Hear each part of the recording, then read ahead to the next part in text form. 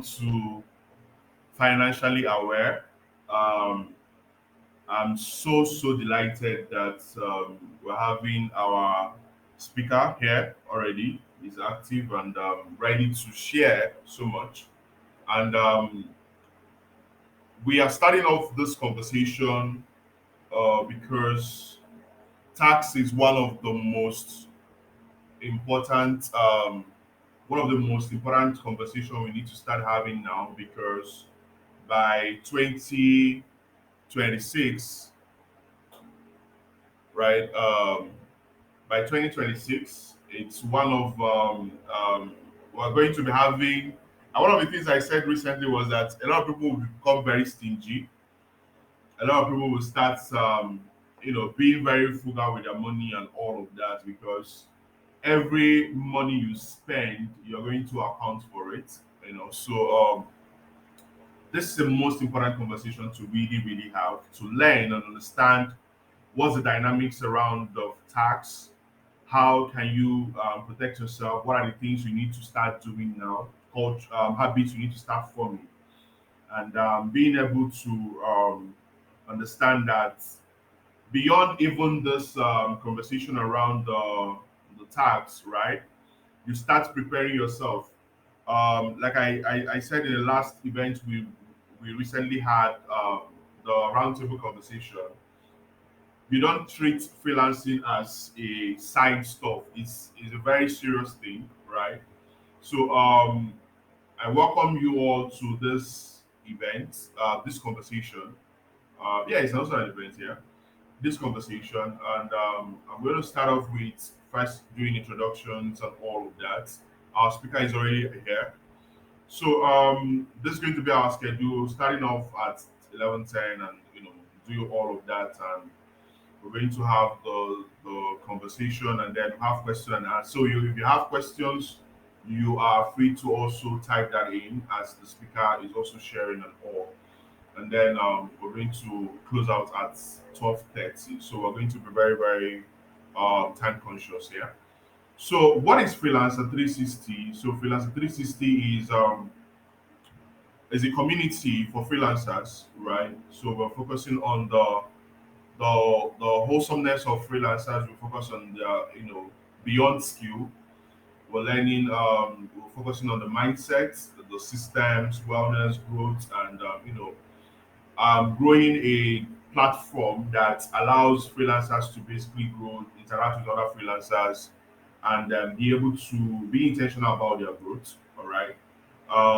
So, what is our purpose? What are we doing? So, every single time we host an event, it's a gathering of freelancers to be able to share and be able to learn. We bring speakers on different topics to talk about things that are very important, right? And then we actually go beyond skilled acquisition to focusing on the mindset, creating systems, finances, which this is part of it, right? And the wellness, and also trying to focus on also the mental health of freelancers. Okay, so this event focuses on bringing together inspiring voices, experts, different consultants in different topics that focuses on freelancers, right?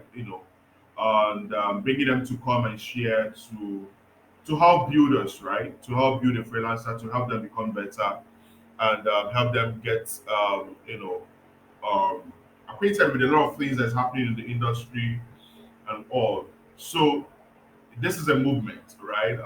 We're trying to redefine the freelancing landscape to help people grow, become better, become become intentional. That's the word. Become intentional about freelancing. So you don't take freelancing as just a side thing, something you just do and all by the side, and don't take it really serious.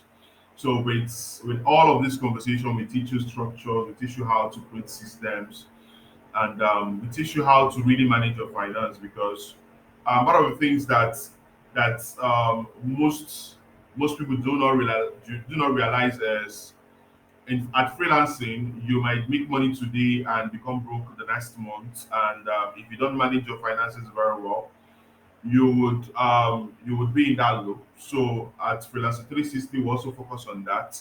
So that's basically what we do. And so today we're going to be having Chukwudi Onyegule, one of young minds, a chartered accountant. So I'm going to also be reading his profile.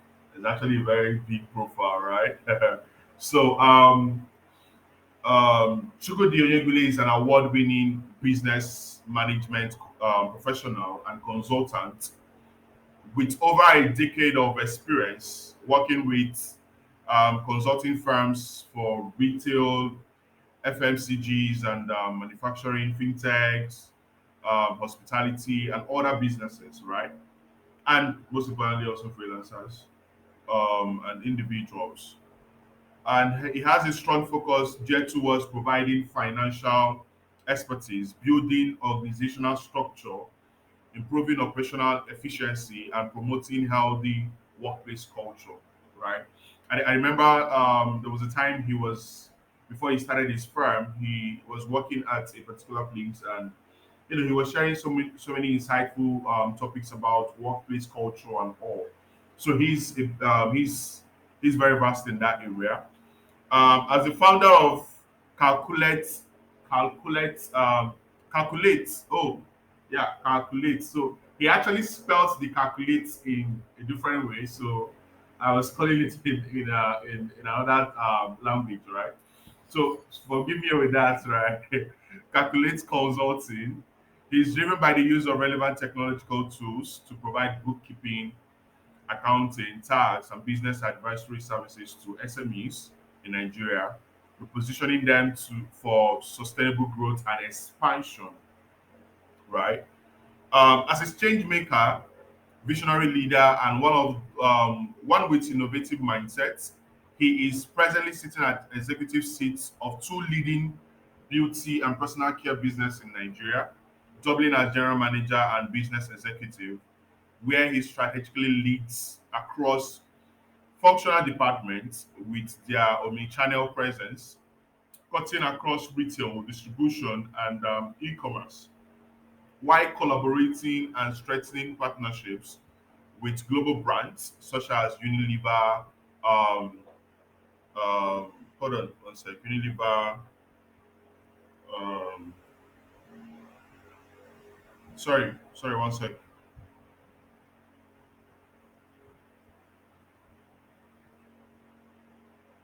Um, Hold on. So such as Unilever, Fenty, um, Le Orel, PDC, the Tortillas, and many others, and amongst other notable professionals in respective fields. He also sits in the advisory board of two Nigerian startup companies, bringing his expertise in finance, business, and business management to help young businesses navigate the early stages and challenges faced with startups in Nigeria. He obtained a BSc in BSc degree in accounting. He's also a chartered accountant. Yeah, I remember that day we celebrated him when he got a certification and all of that. It was a great day. A certified management consultant, a fellow Institute of Management Consultants of Nigeria, and holds an MBA in business administration. Right, that's a powerful profile here. So he's here with us today, and I'm still reading. His profile is long. His spare time is dedicated towards mentoring young accountants and professionals, has empowered over 1,000 young professionals, and has shared his financial and business knowledge by teaching and supporting over 200 young founders and business owners in Nigeria. In 2024, last year, he won a humanitarian award for his contribution towards empowering the next generation. It is this same passion that led him to become the co-convener of Young Accountants and Finance Professionals Conference, um, Y YA YAFPC, right? the first ever platform in Nigeria for gathering of only young professionals in the field. And he is here with us to share and also be among freelancers and tell them what's coming, right? So it's if your hand is not busy, um, please make welcome Chukwudi Onyedule to come and share with us today and be able to tell us so much. My pen and paper is ready. You can see that here. Sorry, I'm ready to take massive notes. So, Mr. Chukwudi Onyegule, you have the floor. Welcome and thank you so much. Thank you so much. Thank you, Emmanuel. Thank you. I appreciate having me, and thank you everybody for being part of this. It's very interesting to be among people who are passionate about something, about what they do.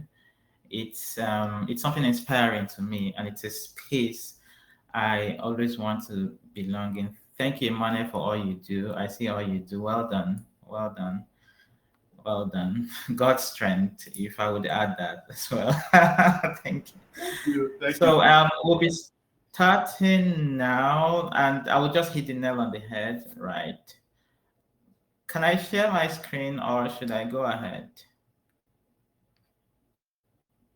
I can go ahead. Yes, you can share your screen. You can share your screen. You can share your screen. Okay.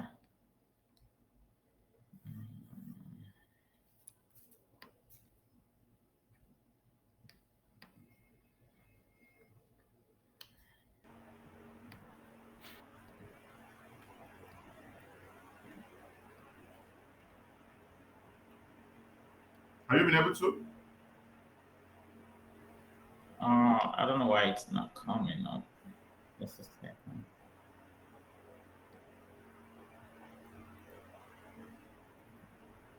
Yeah. Okay, I think it's up now.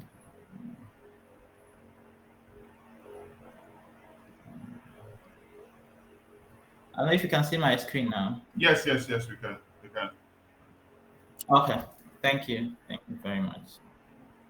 So it's just for us to have a conversation, conversation around tax, really, particularly in Nigeria, it's an unending conversation. That's why people always have accountants by their sides or consultants by their side because anything can happen at any time and you could seek for professional advice because like I said, Nigeria is just a very peculiar country to practice tax. And there's a whole lot that goes on in Nigeria tax system actually.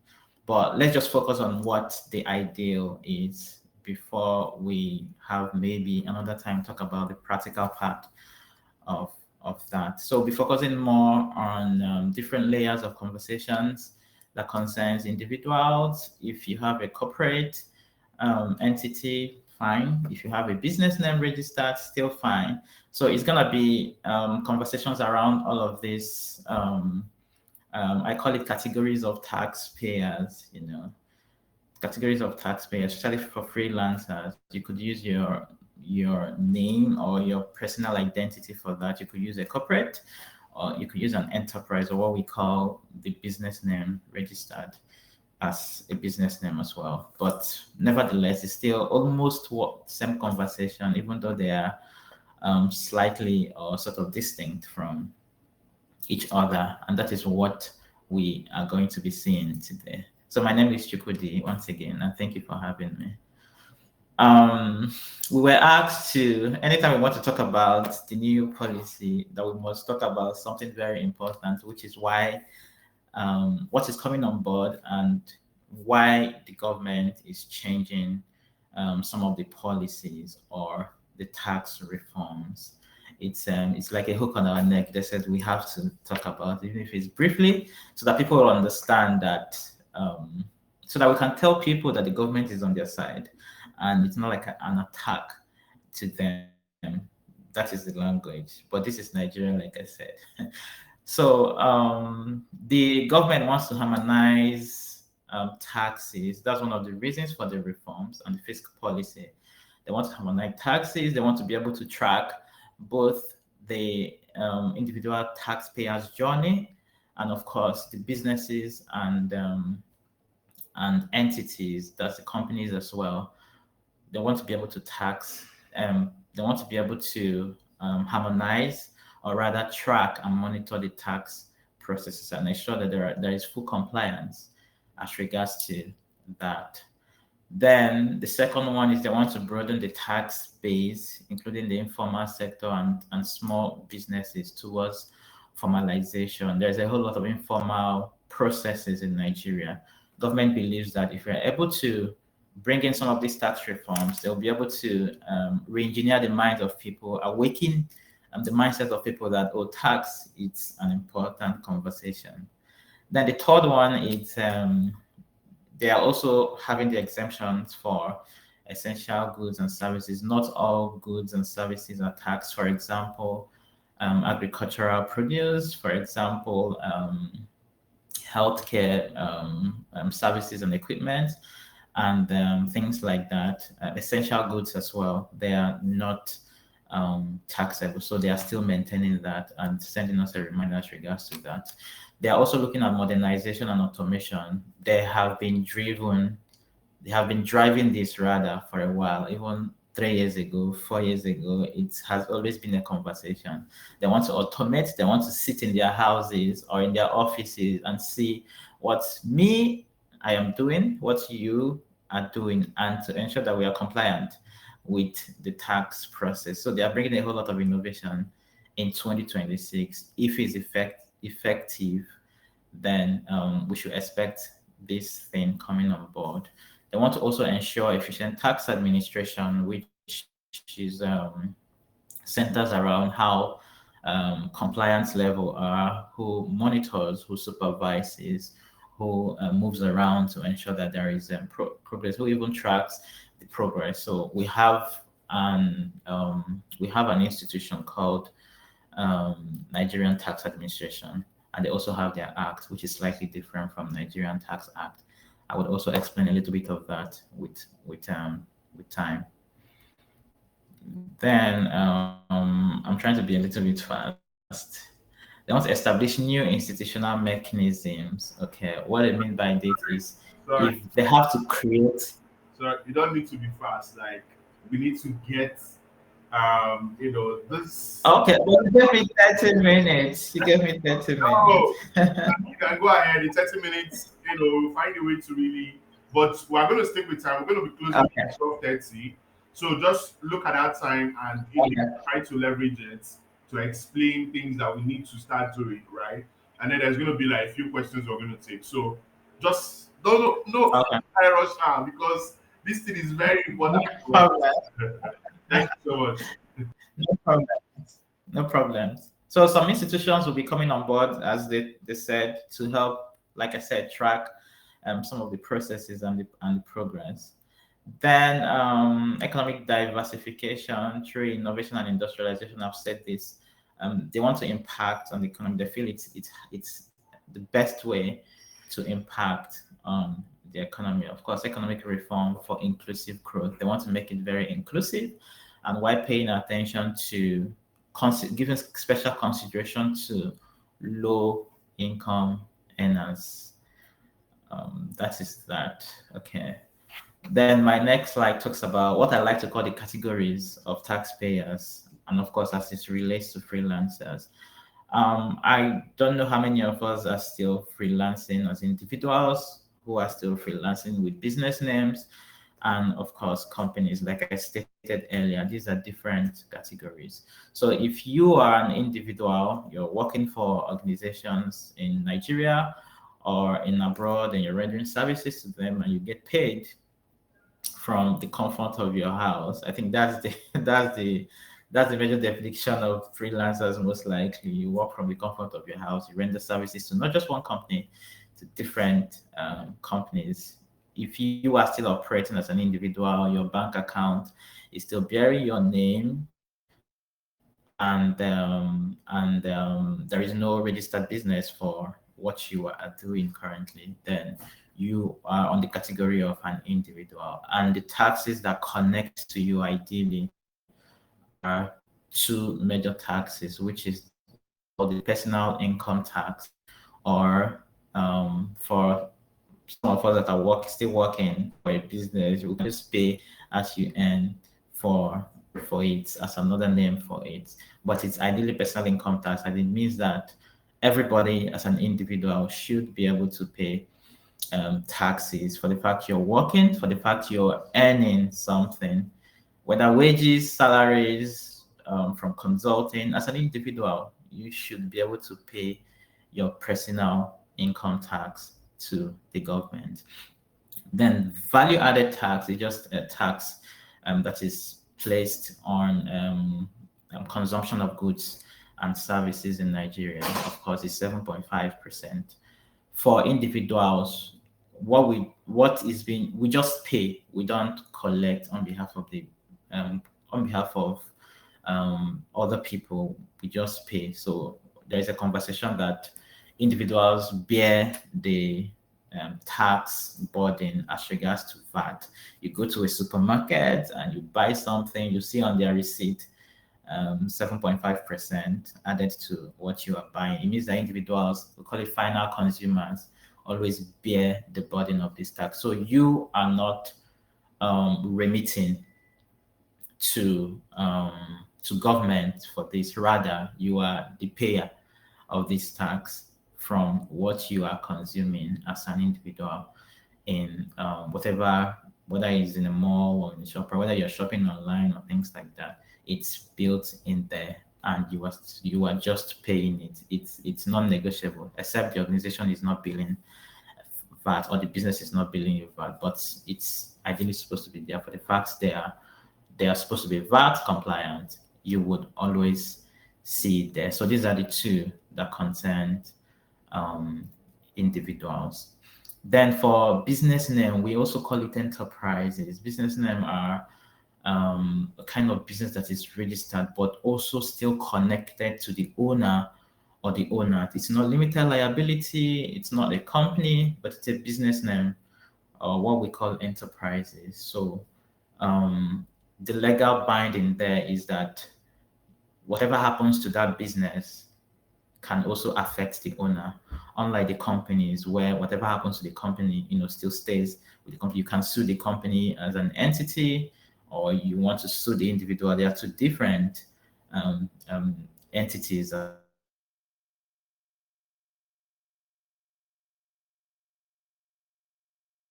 well, and it's still very. So for business names, we have personal income tax.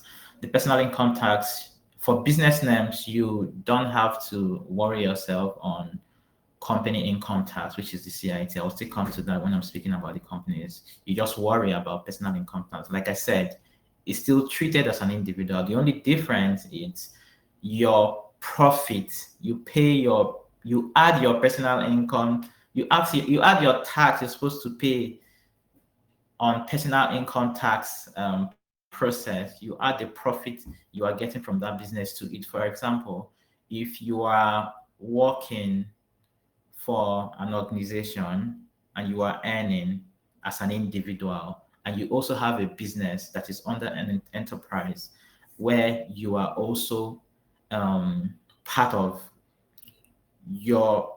the profit you're making from that business should be added as part of your income to other incomes you are getting from other sources, and you should combine it while you're computing your taxes. That is just what the law states. Of course, VAT is key. VAT also applies to business names. If you are at the level of VAT threshold, we have VAT threshold for businesses, and I will explain it on the next slide. So if your business falls under that, you have to put VAT on your receipt or your invoices. And of course, if we have withholding tax is on mainly on rentals, where you deduct a certain amount of money from the rent, which is 10%, remit to the government on behalf of your landlord, if I can use that word, on behalf of your landlord. And that is what it applies. I don't want to go so deeper into that, but that is just an explanation of that. Then for the companies is the popular one we know, limited liabilities. At least that is what most people have, or most people like us have in Nigeria. So you focus more, if you have a company, you focus more on CIT, because if you have your company registered as a limited liability or as a company, you have to pay company income tax, which is a certain percentage of what we call the taxable profit of that business. So the company is paying as a company, you're not paying as an individual anymore. Just unlike the business name, you're paying as a company. Everything you're dealing with is a company.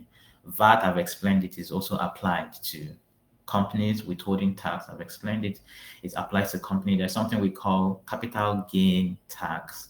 Capital gain tax is it's a tax that is charged on a sale. If you make a profit from the sale of your fixed asset or the asset of the company, it is called capital gain tax, and there are processes for it. And then we have what we call the development tax. Development tax now is capped at just 4%. Before, we used to have things like education tax, technology tax, and tertiary institution tax. All of those things, they have different ways of calculating it. But now, from 2026, the government, the tax masters now said, okay, let's consolidate it and have it as 4% for if your company is at the threshold of paying this tax, then it's just 4% flat that you will use to calculate that. So that is just the difference. Then I have a question for us, particularly we that are freelancers, because it will guide you to understand where you belong. I've started by explaining the different categories of taxpayers: the individual, the business name or enterprise, and the companies. But there is a question that is very important, and is, are you a resident person in Nigeria? This will guide you if you are supposed to pay tax in Nigeria or not, regardless of the fact whether you're working for remotely for an organization outside Nigeria. So this is what the law says. Now the question is rather, are you domiciled in Nigeria? Do you have a permanent place available for your domestic use in Nigeria? Do you have a habitual abode in Nigeria? Do you have economic ties in Nigeria? Are you making money from Nigeria, or in Nigeria rather? Do you stay in Nigeria for 183 days or more within 12-month period? So according to the Section 12 of Nigerian Tax Act, a resident person is taxed on their worldwide income. That is all the income you earn both within and outside Nigeria. So any of these questions, if your answer is yes, it means that you are going to be taxed at the income you earn from all the countries, including Nigeria, if you are freelancing for Nigeria companies or individuals. So this is very, very important. I know most of us, our answers most likely would be a yes. So we should get ready to be taxed for that. I would like to explain a little bit about what tax treaties is. It's a deeper conversation in regards to tax. There are some countries Nigeria has an agreement with, different agreements. It's not something I'm going to deal with now currently. It's just different agreements that, okay, if my residents, or if my, let me use my people, because I'm using Nigeria now as an umbrella. So if my people are earning from your country, do you have any I want to get the right explanatory word. Do you have any discount? Discount is the best word I have to use for that.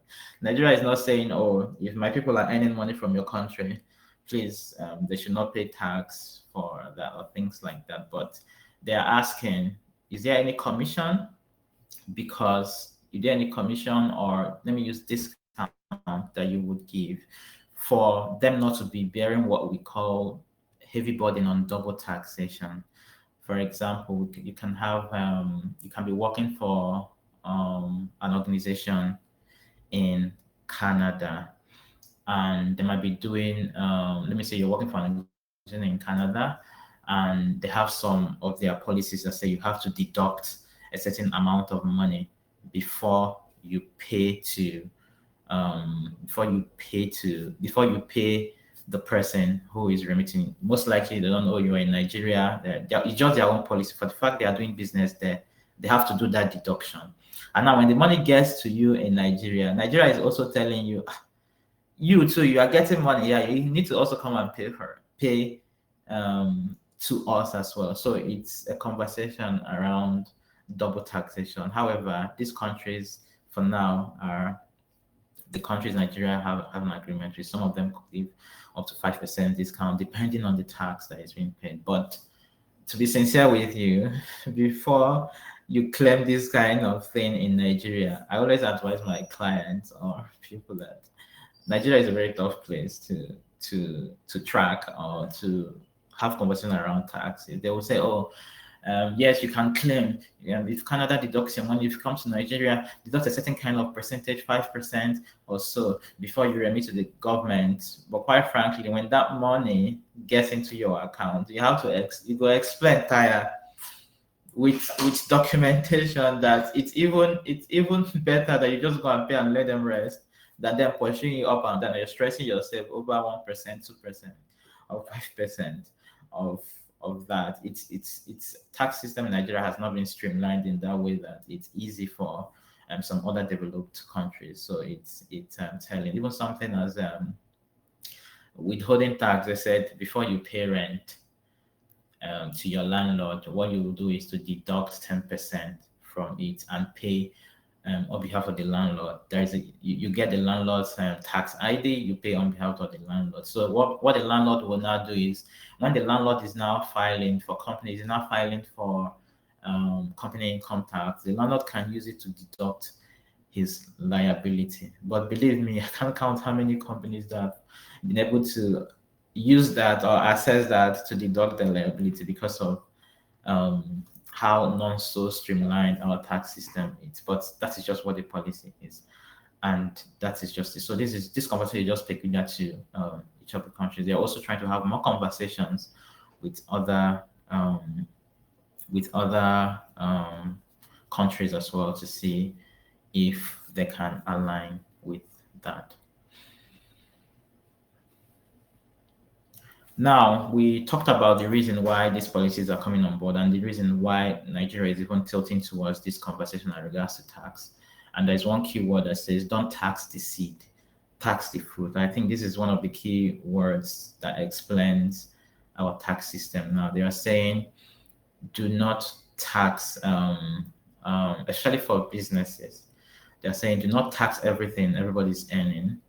However, is there something the person can take out of it as a relief before you now tax the remaining thing, which is what we are trying to explain now. When I go into the personal income tax details, I'll explain better. But using the corporate income tax process, they are saying, okay, the company's revenue or sales, if we can use that word, is 1 million naira. Can we not tax everything in that 1 million naira because the company is doing business? Can we remove the expenditures? Can we remove other reliefs and now charge just on profit? The same thing still applies to individuals.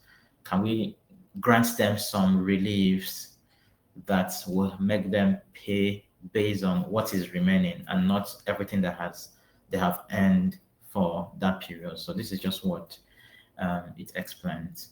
Now, for businesses, like I said, I don't know how many of us have businesses and are individuals, but I'll be taking it. So anywhere you think you fit into, just note it and take note of that.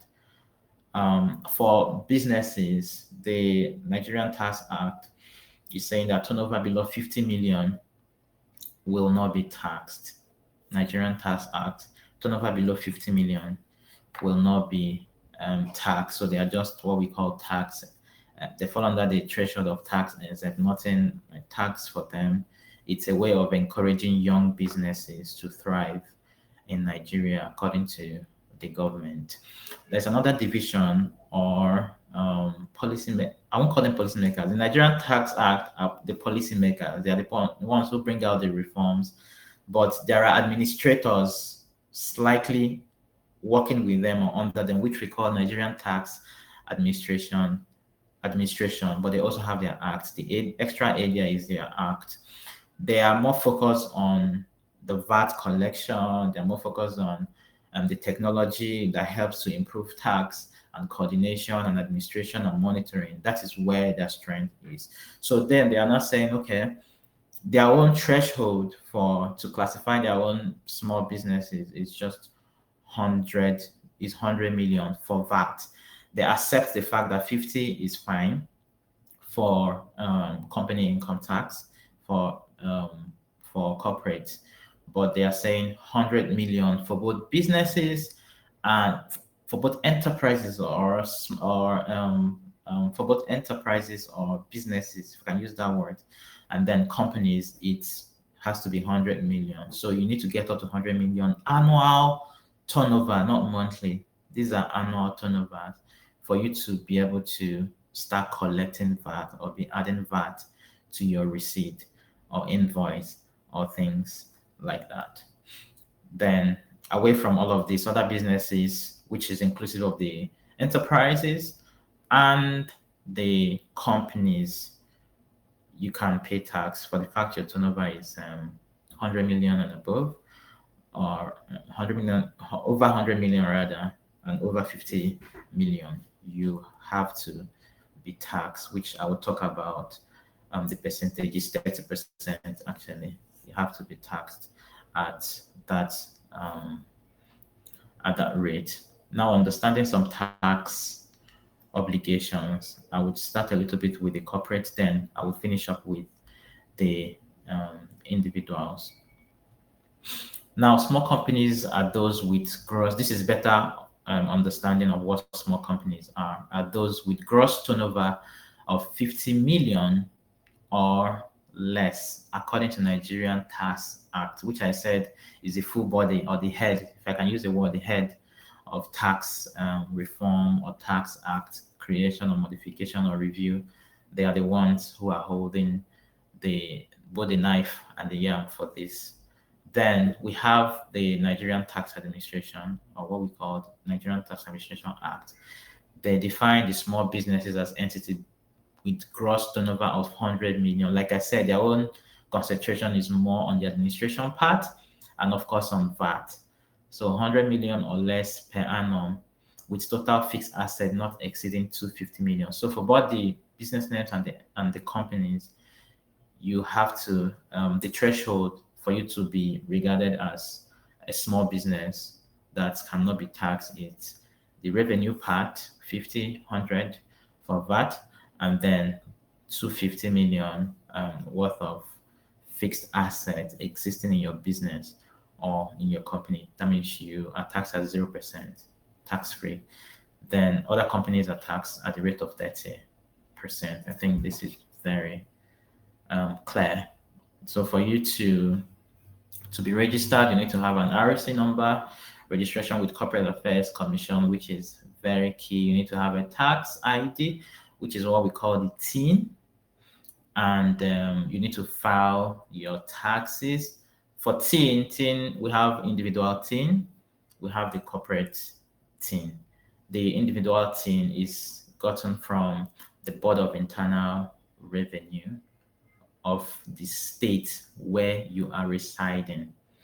Your individual tax is paid in the state where you are residing. If you are living in Lagos, Lagos has a Board of Internal Revenue that controls that. So your personal income tax is paid to them. But companies pay to what's their name again? Federal Inland Revenue, which is a popular tax body, as we know, Federal Inland Revenue Services, which is where they pay their own corporate tax and VAT as well. Then for filing is done by both individuals businesses and companies, you need to file your taxes. And I'm going to explain for individuals and companies the timeline for filing the taxes at the next slides. Then pay all tax liabilities as at when there are due dates to pay those taxes so that you will not incur any penalty during your business or your individual earning processes. Compliance with all tax laws and provisions is very key for both individuals and organizations as well. If I can Sorry, use that word. sorry, your slide is not moving. I don't know. We are still seeing understanding Nigerian laws. You're still seeing? We're still seeing understanding Nigerian new tax. Oh wow, is now it started moving? Okay, okay. Yeah. Okay. Yeah. So this is where I am. So I was talking about, just to recap, I said for registration, it basically concerns those with corporate or business names. If you want to do your business, you have to register. It's very key. Get your RC number because this is very important. But if you want to do your business, if you want to freelance, if I can use that word, as an individual, you don't have business with RC numbers. The business you have is a tax ID, which is popularly called TIN, tax identification number. And I said for an individual, where you can get that is from the state board of internal revenue of the state where you are living.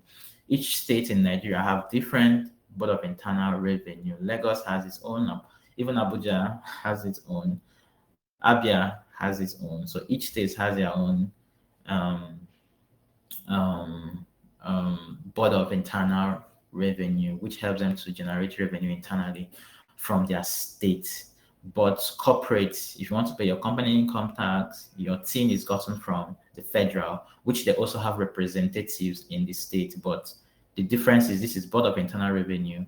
The federal is called Federal Inland Revenue Services. They are just different. Then I said you have to pay your tax as an individual in the city where you live, or in the state rather where you live. If you're living in Lagos State, you pay your personal income tax to Lagos. If you're living in Abuja, same thing.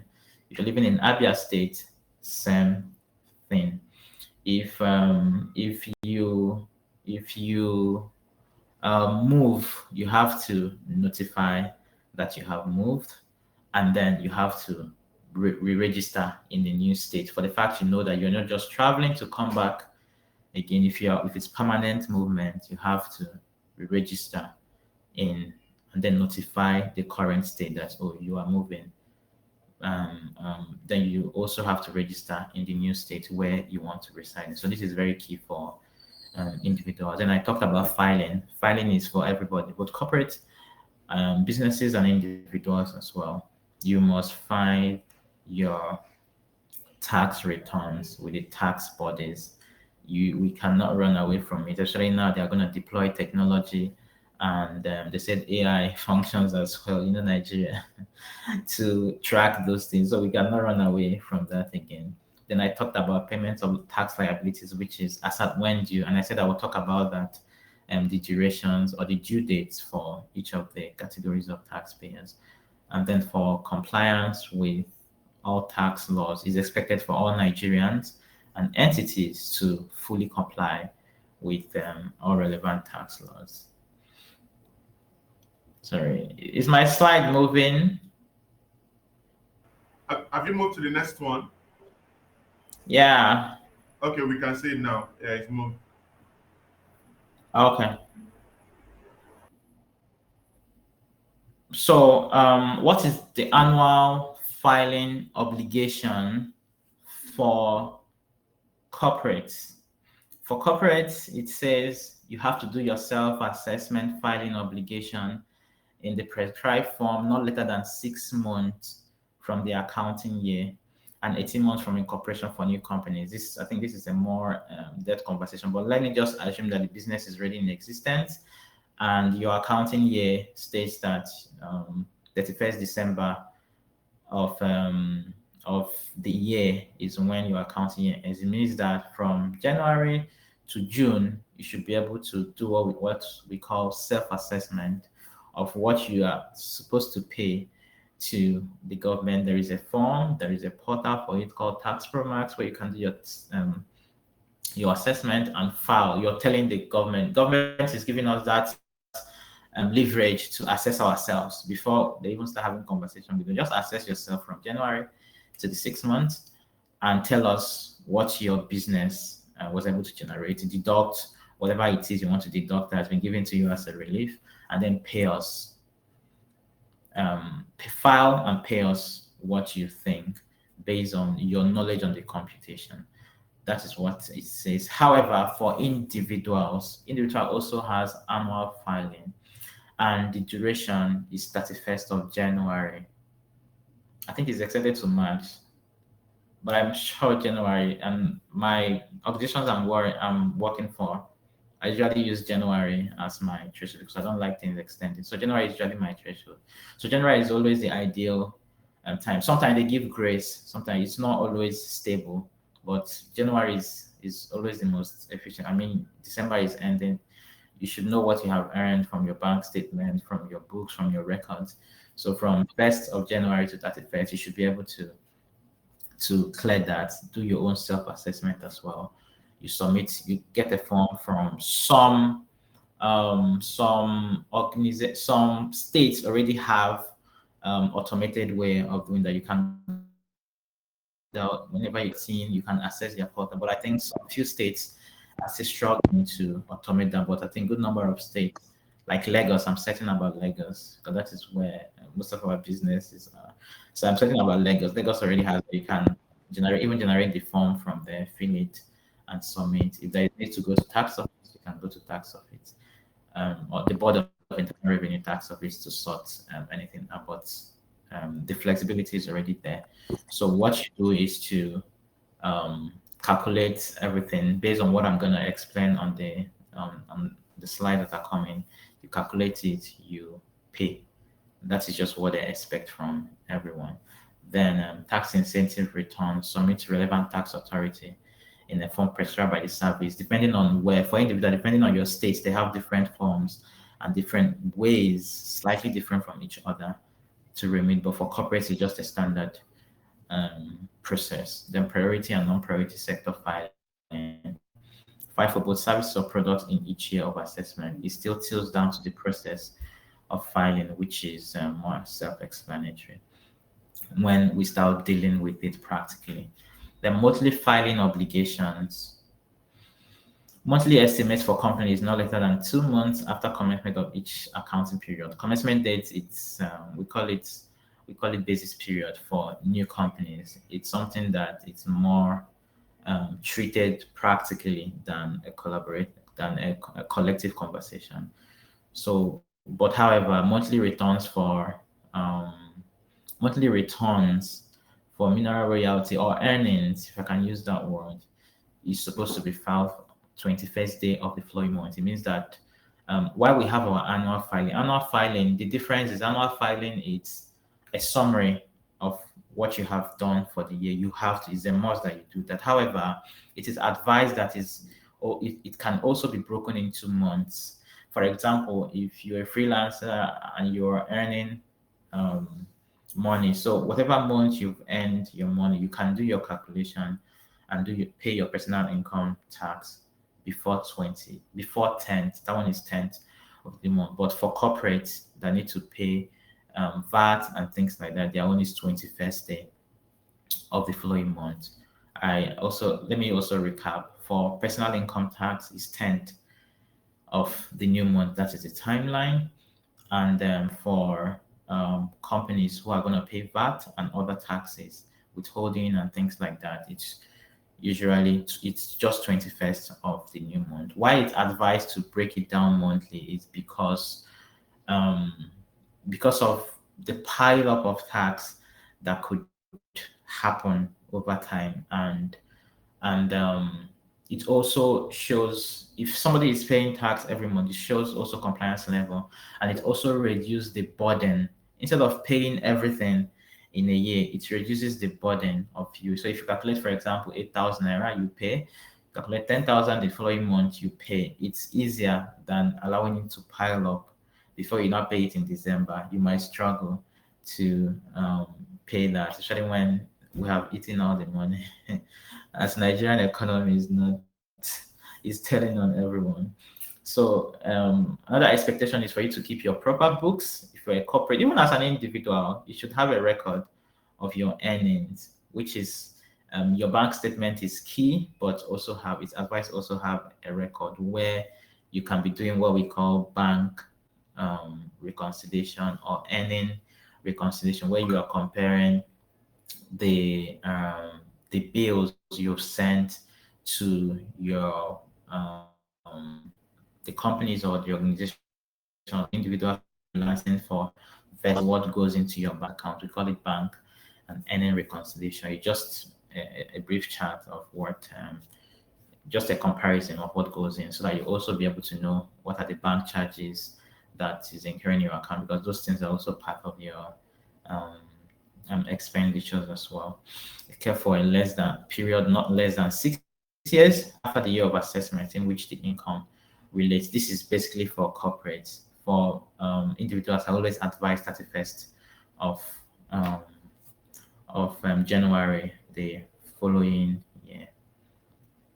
There are some taxes that can be deducted from source for corporate. I talked about withholding. It's basically for corporate.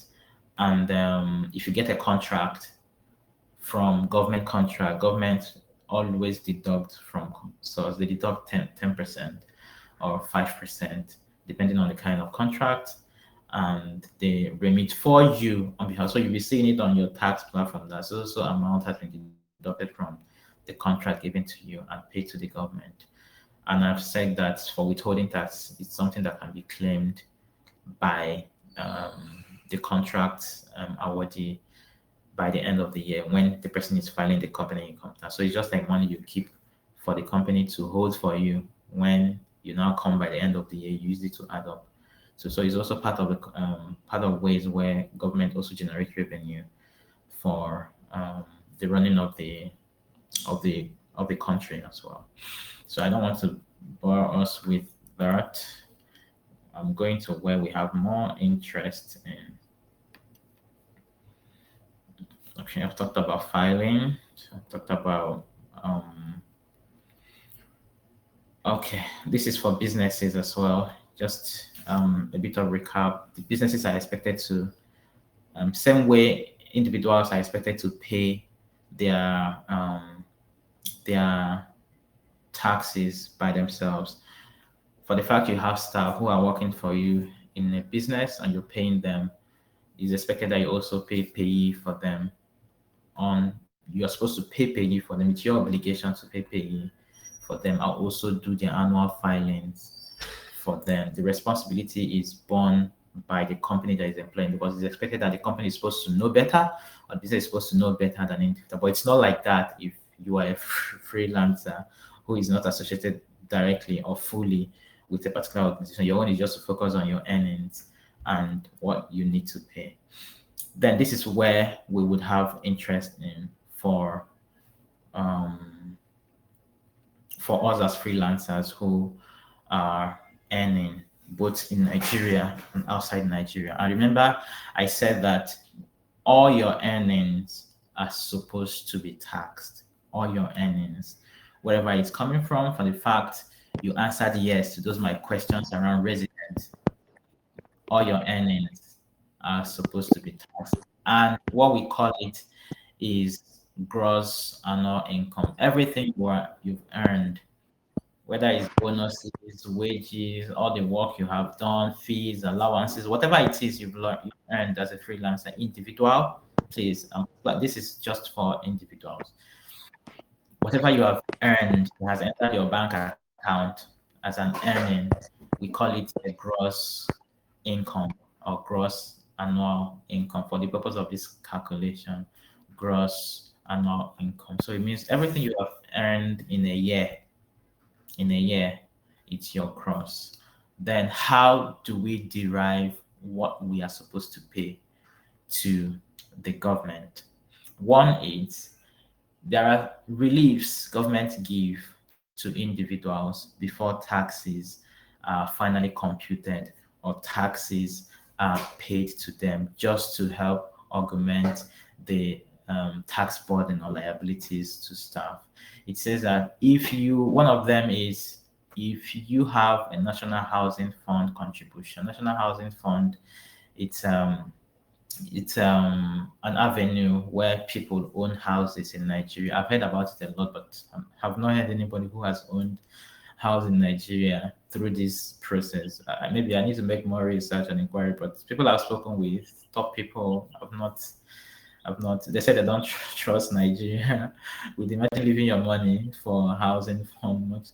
They say they rather use the money to do an immediate investment than do this, but it's just there on the tax policy. If you are making contribution from your earning every month or every 3 months to a body that is in charge of National Housing Fund, you want to own your house in years to come, whatever thing you are contributing to them should be deducted before you calculate your tax liability. It's part of your relief. They don't want to overburden you.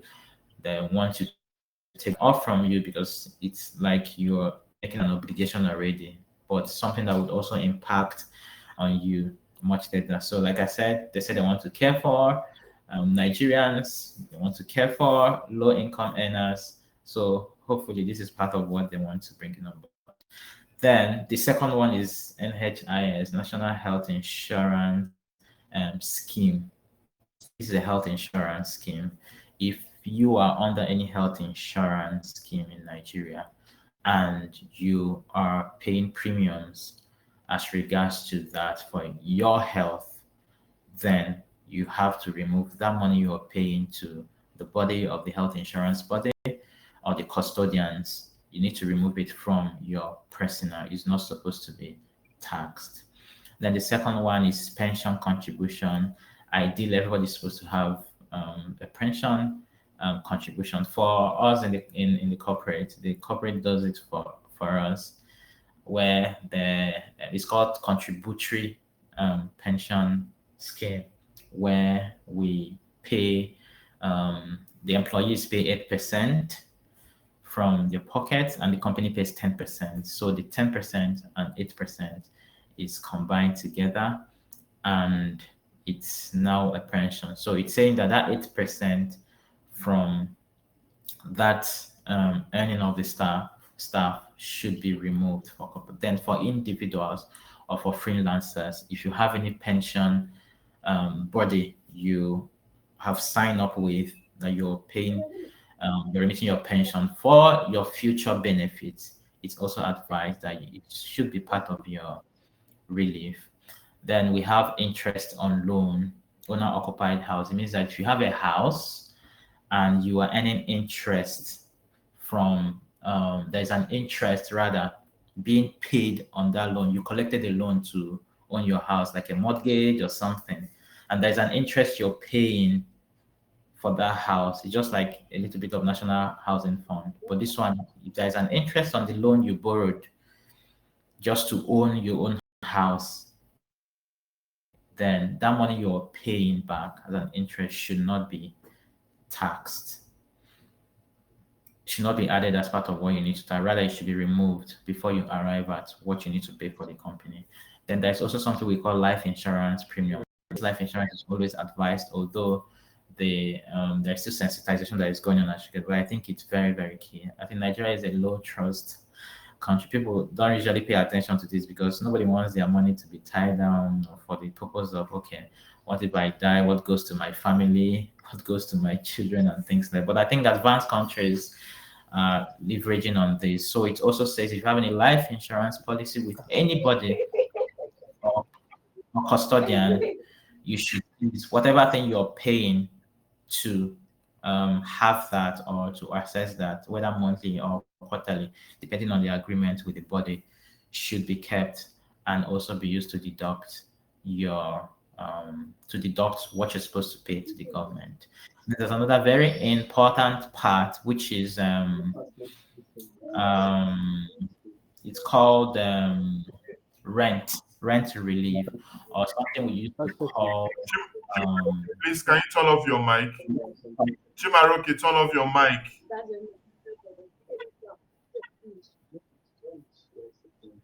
Chimaroke.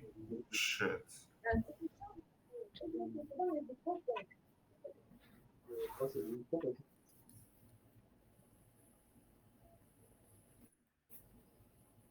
You can go ahead. You can go ahead. Sorry are we about that. good? Thank you. So I'm on the rent, and I want to explain what that means before or currently, because this one now is taking effect from January. Before, there's something we used to have as called consolidated relief. Consolidated relief, which is the consolidation of reliefs like call it, Chimaroke, please, can you um, mic? You are disturbing the class, please. Chimaroke Samuel.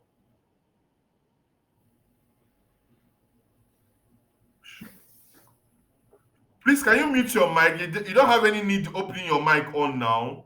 There's no point. Are you the one teaching us today? Please turn off your mic. You can go ahead. Sorry.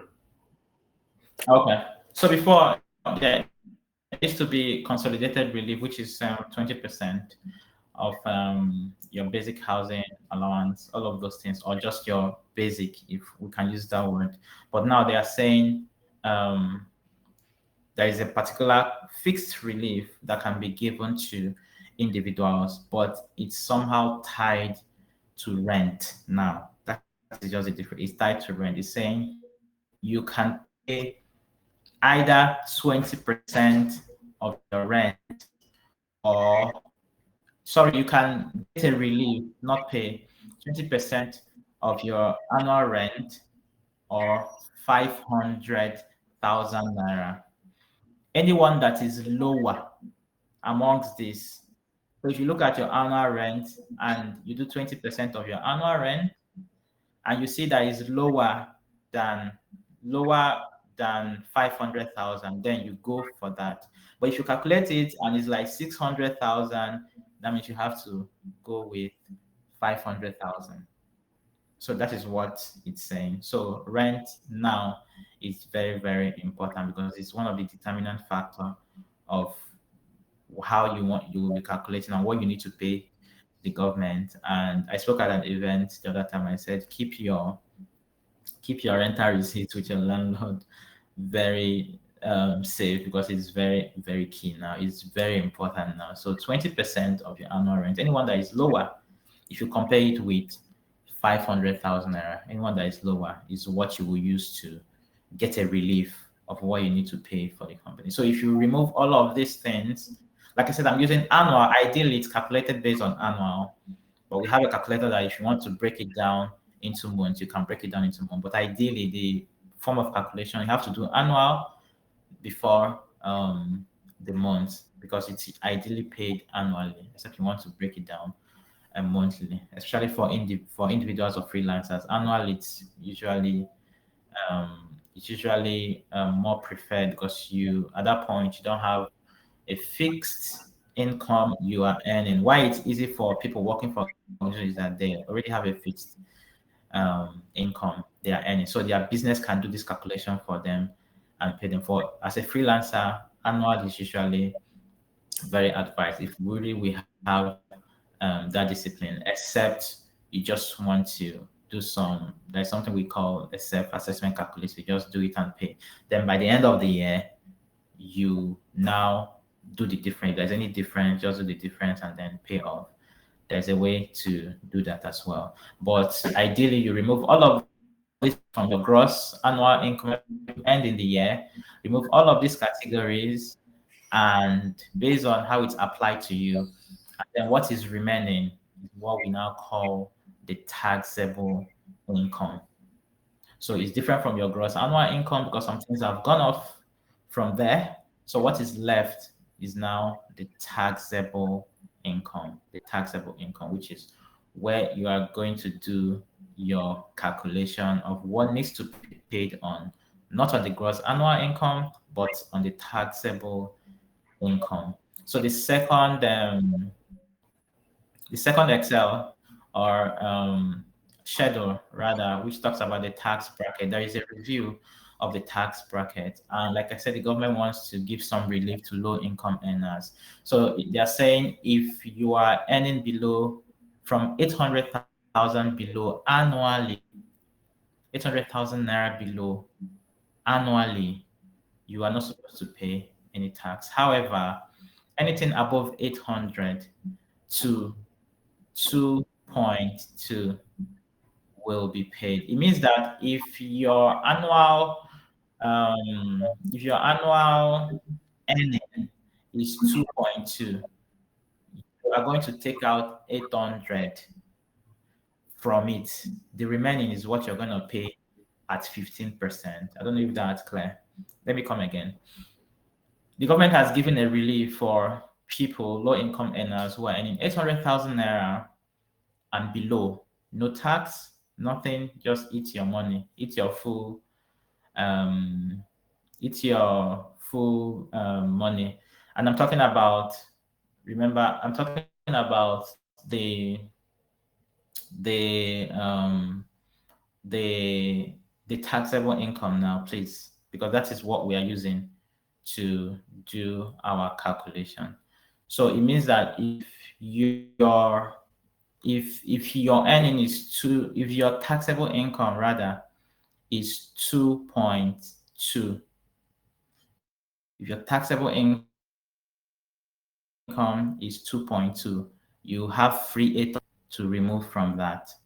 The rest is what will be paid at 15%. Same thing if it goes way above 2.2, you are no longer using 15% for that.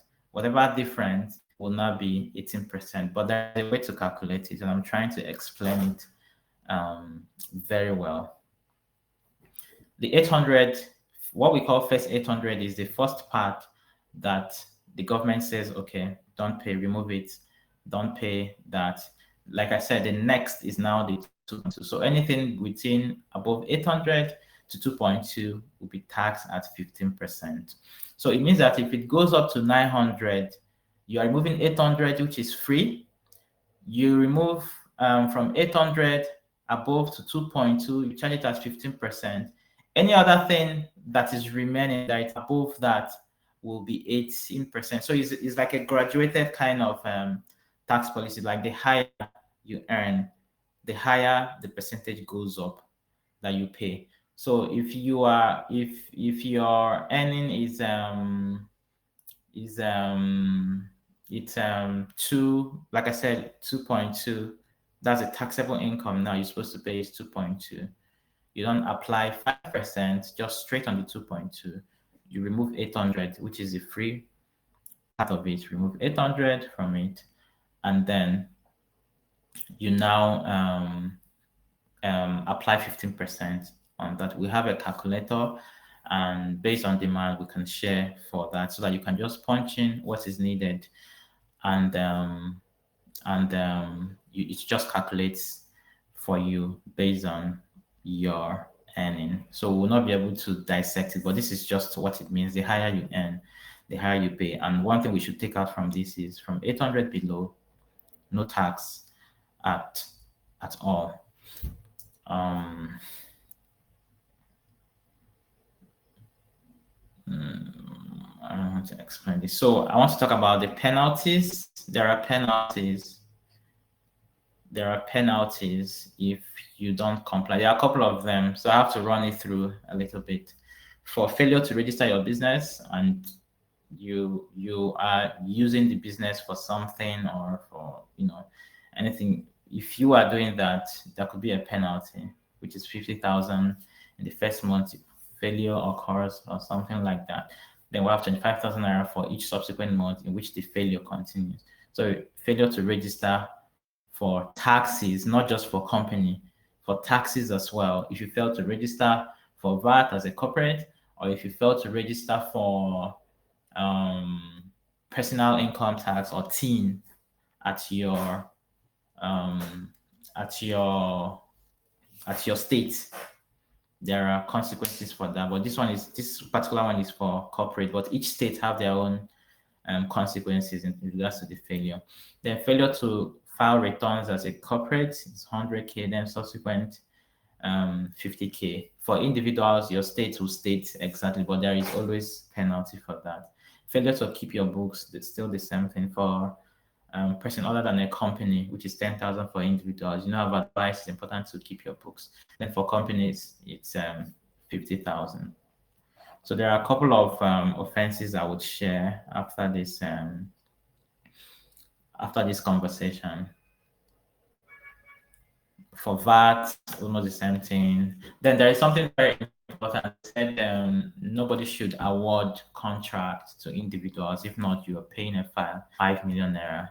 So if you want to tilt towards registering your business or getting contracts that fits into the corporate, then maybe you should start thinking about registering a business or a company rather than using your individual name to get contract, because law now says 5 million naira penalty to anybody that offers contract to an individual. So this is just an outline of all the penalties. Now my advice would be, please get your team. At this point, it's very important you get your team. For corporate, get your corporate team. For individuals, please, your board of internal revenue in your state where you are fully residing, you should have a team, tax identification number. Then register your business if you want to tilt towards business, or if you already have a business you want to use for your freelancing, whether business name or company limited liability. Please register it, because like I said, no more no contract to individuals. The fine is 5 million. Organizations are already aware of this. There is need for you to control funds that move into your bank account. This is very key. Please stop collecting money from people anyhow in the absence, oh, can I just leave my money with you for a while? I will take it back much later. It's very risky, especially if you're not using it to do business and earn money. It's very with tax authorities in Nigeria is one of the most difficult parts of accounting I've seen in this country. It's one of the most difficult because you will go explain, tire. They will still insist they want to go by their own, but then or you say, oh, this money is not my own, or it's they can even ask for your great grandmother's birth certificate to make sure that you're able to sort that out. So that's why I said it's better to control it from the onset. Please let it be what you're earning that is getting into your bank account, so that you at least know that you are talking about what you're earning rather than any random funds that is moving into your bank account, because they are going to deploy, they want to make BVN accessible, uniform, link. All of these are the things they told us at the conference and at some of the sensitizations we've attended. They're going to link BVM, so they're going to have access to people's bank accounts, and financial institutions are going to give them access. For corporate, they already have that, so they are not. I was sorting out clients' tax issues, and the client was trying to hide some bank account and things like that. They had to like dig it out. So you have this with so bank. We are seeing it is hitting on our portal because these things have been linked. That is the same thing they want to do for individuals. That's why they are talking about the team and then linking with BVN as well. And I think before you even open your bank account, now they're going to be talking about your personal bank account. They will talk about team and BVN. These are going to be one of the key requirements for individuals, because they want to tie this to the software and the technological advancement they are bringing on board to make sure that everybody complies to this. Keep your books for both as an individual and as a corporate. It's very important. Have a simple Excel spreadsheet can help you keep your books. If you want to use software for corporate, it's highly advisable. I always advise. It's very fantastic, but you can still use a simple Excel or a note to keep your books. But I'm where I am, I always advise automation or a simple Excel that can help you keep track of what you are earning so that you will be in alignment with what you are calculating as well. And keep your rental payment receipt. I talked about this when I was talking about rent. You will not be using your rental receipt to lay some claims as what needs to be paid, and they will ask for it when time comes so that you show it to them as part of. So your landlord should be issuing you receipts, and I'm not talking about the agreement. I'm talking about receipts. They should be issuing you receipt, and when you pay rent to them, every time you pay rent to them, get a receipt from them. That is what the tax office is will be requesting for. Then separate your business account from your personal account. If you have a business running and you are doing freelance with your individual identity or personal account, please try to separate it. Don't mix it together. Don't go and pump money from your real estate business and pump it into your personal account or vice versa. It's very conflicting, and you might find yourself paying more taxes than required. You're paying for corporate, you're also paying for individual because, like I said, it's very difficult for us as a consultant, not to talk of an individual who wants to do that. It will be very, very difficult. So save yourself that. Let your corporate be your corporate account and let your personal account be your personal account. And if possible, have an accountant or tax consultant by the corner you always speak with, just like a doctor, just like a lawyer. You need it at this point of time so that you'll not make mistakes, so that you'll be aligned. So whether it's paid or unpaid, but you need someone close that could advise you. If you want to do something, okay, how do I do this? What I'm trying to do, is it vatable? You know, do I have to add VAT into my invoice or receipts, depending on the kind of services I'm providing or the kind of goods I'm selling? You need that because some advisory is just specific. That's why I said conversation around taxes, it's not something you just exhaust, except you want to deal with a particular category of taxpayer, and it has to be extensive. And most times we deal with it case by case scenario. A client concern may not be the same as another client concern, but when we look into the client concern, we'll be able to advise. Like I said, just the same way doctors can diagnose and ask you to run tests and give you advice around that. The same way lawyers will say, okay, what is the challenge? That A has issues around rent payment and fighting with the landlord. B has issue with fighting. The lawyer might use different approaches because of the peculiarity of it and because of the concerns around. Same thing with accounting because it's a full-blown professional and we deal with client by client basis or interest, or we tailor it down to what is ideally required. So that will be all from my end. Thank you very much. Wow. Um, there are questions because there's so much. Like there are. Thank you so much because this is. It shows that 2026 is is a very serious is a very serious stuff. Like is a whole lot, Yeah. right? Thank you so much for doing a lot of justice to this. Before we go, we're supposed to round up like in 1 minute or so, but then please, if you have questions, you can drop your questions. But I have a couple of questions, so I'm going to read them out. So if you have questions, please drop your questions now. Okay. And so but then I have some questions. Now, number one question is you mentioned some of the things you mentioned initially, agriculture, healthcare, and all of that. These are people that will not be really taxed. So, are you saying that if my business is an agricultural business, I should not expect to be taxed, but I'm going to be taxed in my personal income from that business that is going to be taxed? Is that what you're saying? That's one. Number two, so now, for example, from January, let's say before 2026, all of us have not been paying tax. Nobody has been paying tax. Nobody has been, doing a lot of records and all. So pre 2026 now, the question is if they start taxing from 2026, right? From 2026. Are they going to start? Are they going to start a year on a clean sheet and say, okay, let's assume that everybody is starting from day one as pure, that they don't have any record, everybody that not doing a fresh calculation, or are they going to go back to previous records or previous years and start finalizing and filing and all of that? That's two.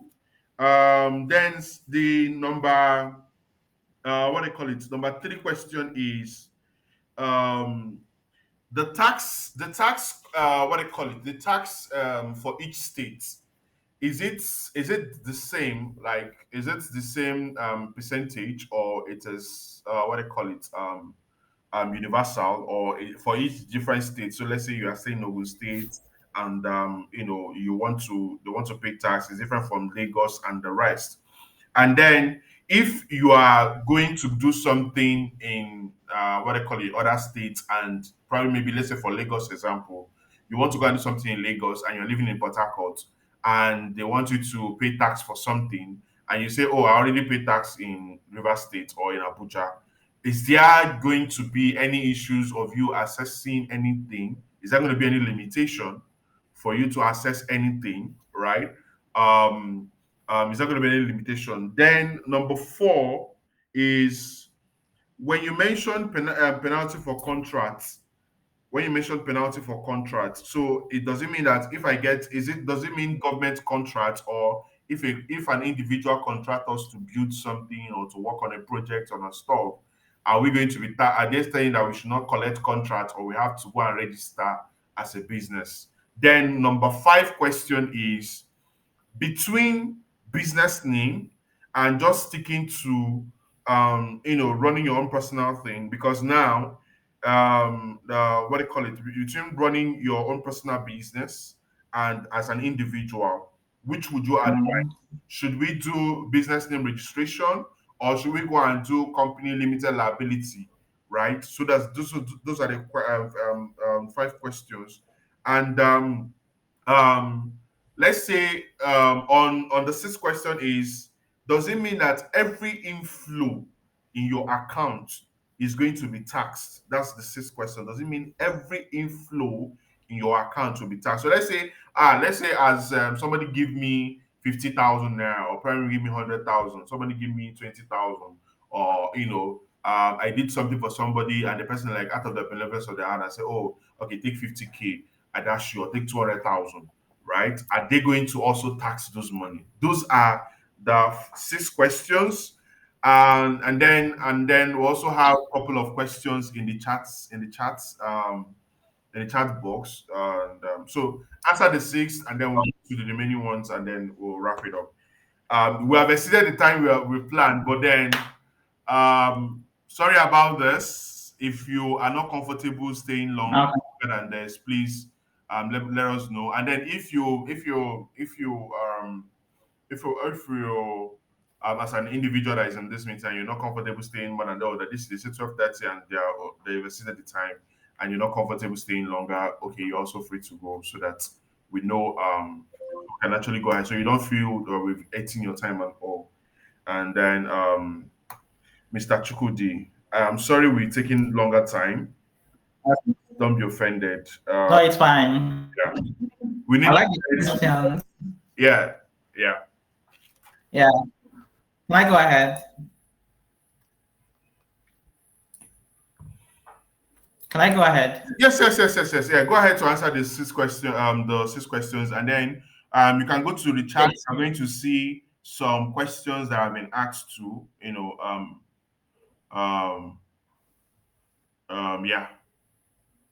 Yeah, we're going to trade the questions. We're going Okay. Yeah, go ahead. Wait, did you get all the whole questions? Okay. The first question. Yeah, sure. The first question is around agriculture and healthcare. If they are tax free, now there are different categories of tax. Okay, for agriculture and healthcare, they are seen as, and what I mean by agriculture is we call it raw agricultural produce, not finished products. We're not talking about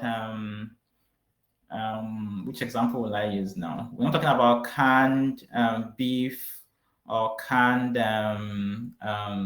fish or something like that, sardine. That's not what we are talking about. It's called raw. As it's coming from your farm and you're distributing to the market, you are not supposed to pay some tax. You're not supposed to pay taxes on that, which we're talking about VAT. When you're supplying to giving to your supplier, VAT is where we are laying emphasis on when we talk about that.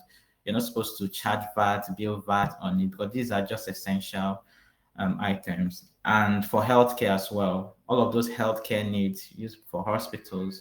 If you're adding perfume inside your pharmacy, then there is a problem. But all of those drugs, healthcare items, particularly used for by hospitals and for health purposes, are not supposed to be. They are not VATable. So VAT is what I mean by by that. However, for businesses dealing with essential products, there's something we call tax holiday. We can say the government will say for the first 5 years of your existence, you don't have to pay tax, whether you're making 1 billion or not, that first 5 years. So it's applicable for both essentials and agricultural. First 5 years is called tax holiday, no taxes. But for other businesses, you just abide by the rule of 50 million, 100 million, and things like that. So that is the difference between the essential agriculture and other taxes. So after that 5 years, you can now start paying your company income tax, and you're being charged for that and things like that. So, but there are reliefs that are built into their peculiarity for those that are running it that other businesses will not enjoy. And like I said, it's tailored down to each of the business and how they are combining other businesses. Like I said, you can't be doing having perfume in your pharmacy and you're telling me because it's a pharmacy, you're not going to be paying tax. So all of these things are peculiar. So you pay on the ones that are non-essential, and the ones that are essential. All of the rules are guided by that. Then for the second question, are they going to come after you for previous? Yeah, yes, they will. That if I'm going to answer that question straightforward, yes, they will. They will. However, in practice, so far, government has not paid attention to individual tax payers. The only time individual taxpayers always have concern is probably they need it for abroad, or they are demanding for it from somewhere they want to engage, or they want to travel.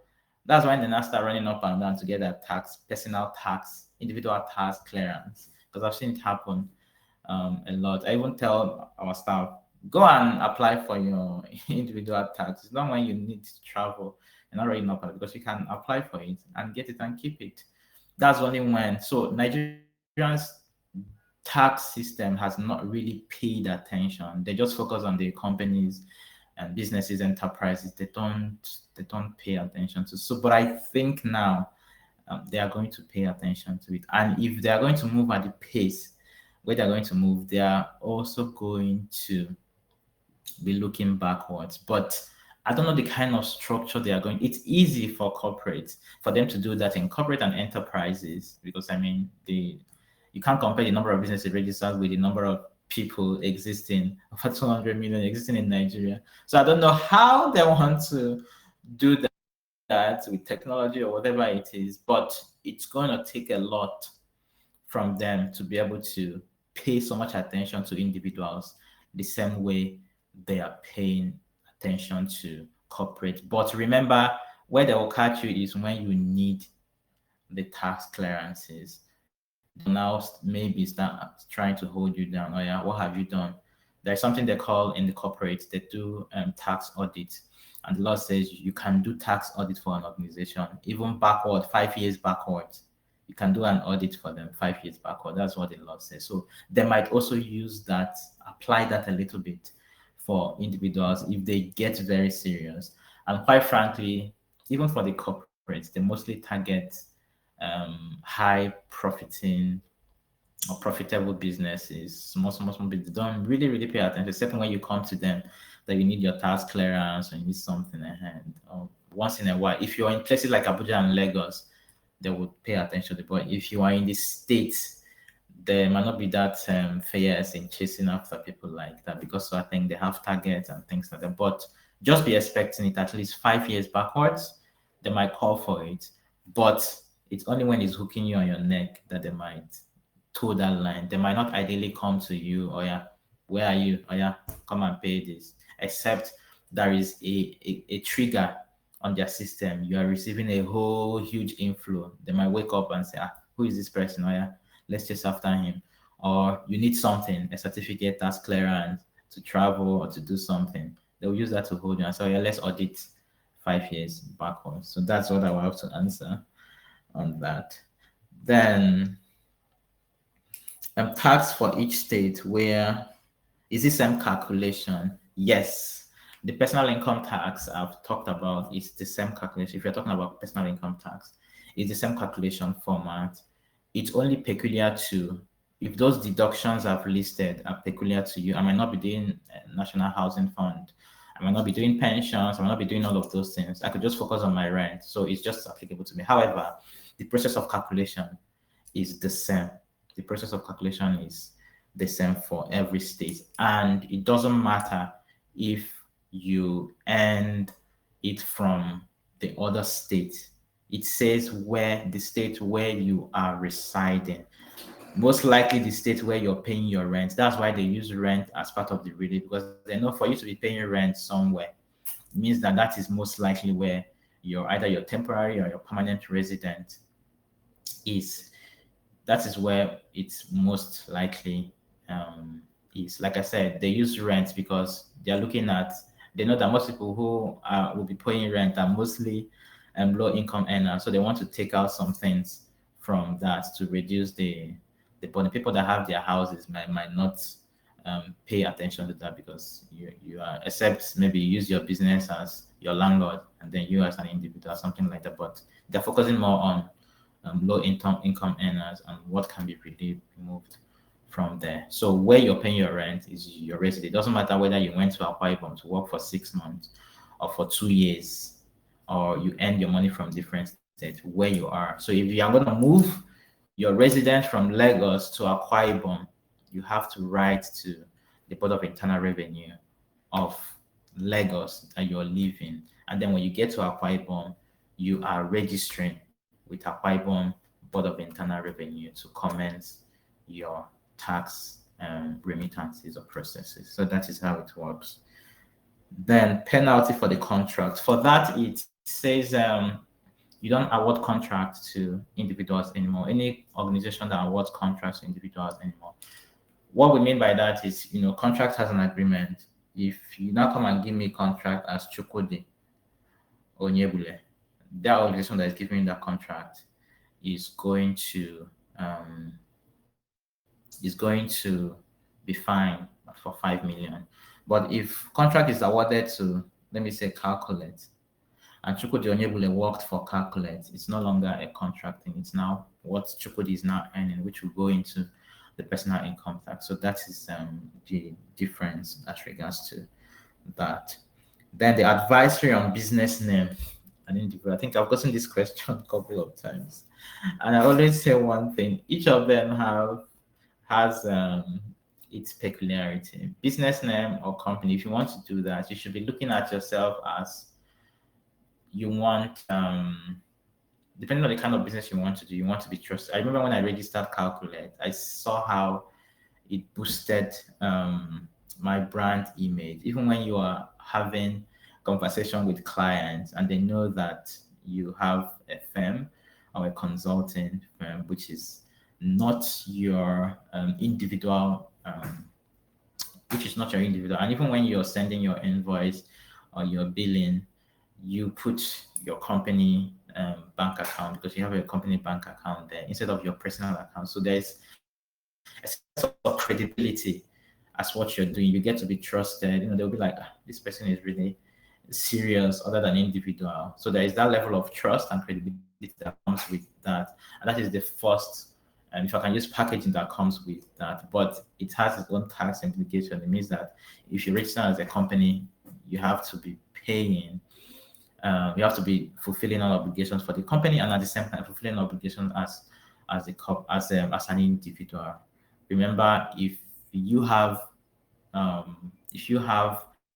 company, you are ideally supposed to be paying yourself salary from the company. If you have partnership as regards to business name or enterprise, it means that you'll be paying yourself from the profits of that business. It means that you're earning as an individual for enterprises or business name.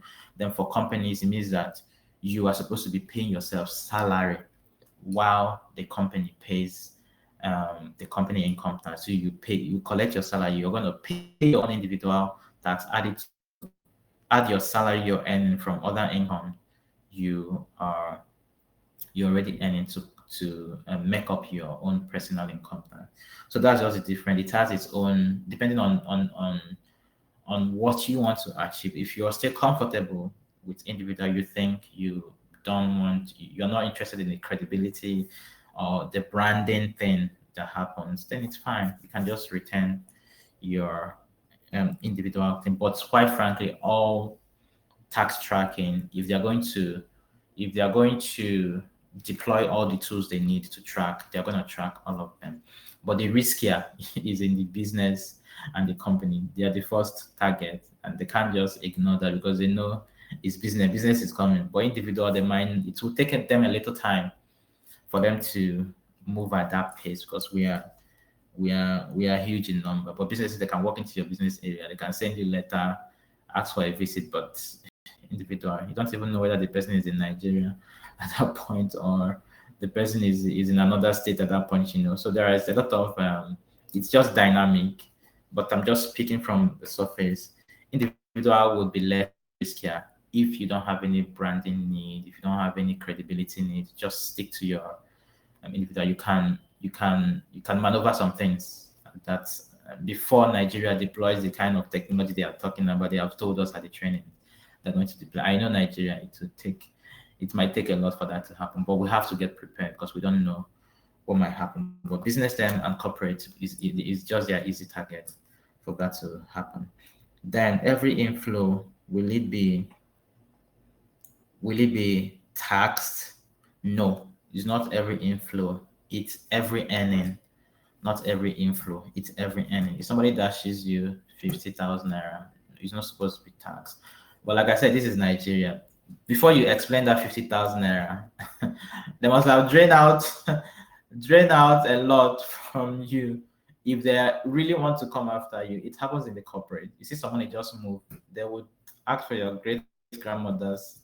I'm just using it as an example, but it's not ideal. I'm just being a little bit funny around it. They would demand a lot for you to be able to explain that.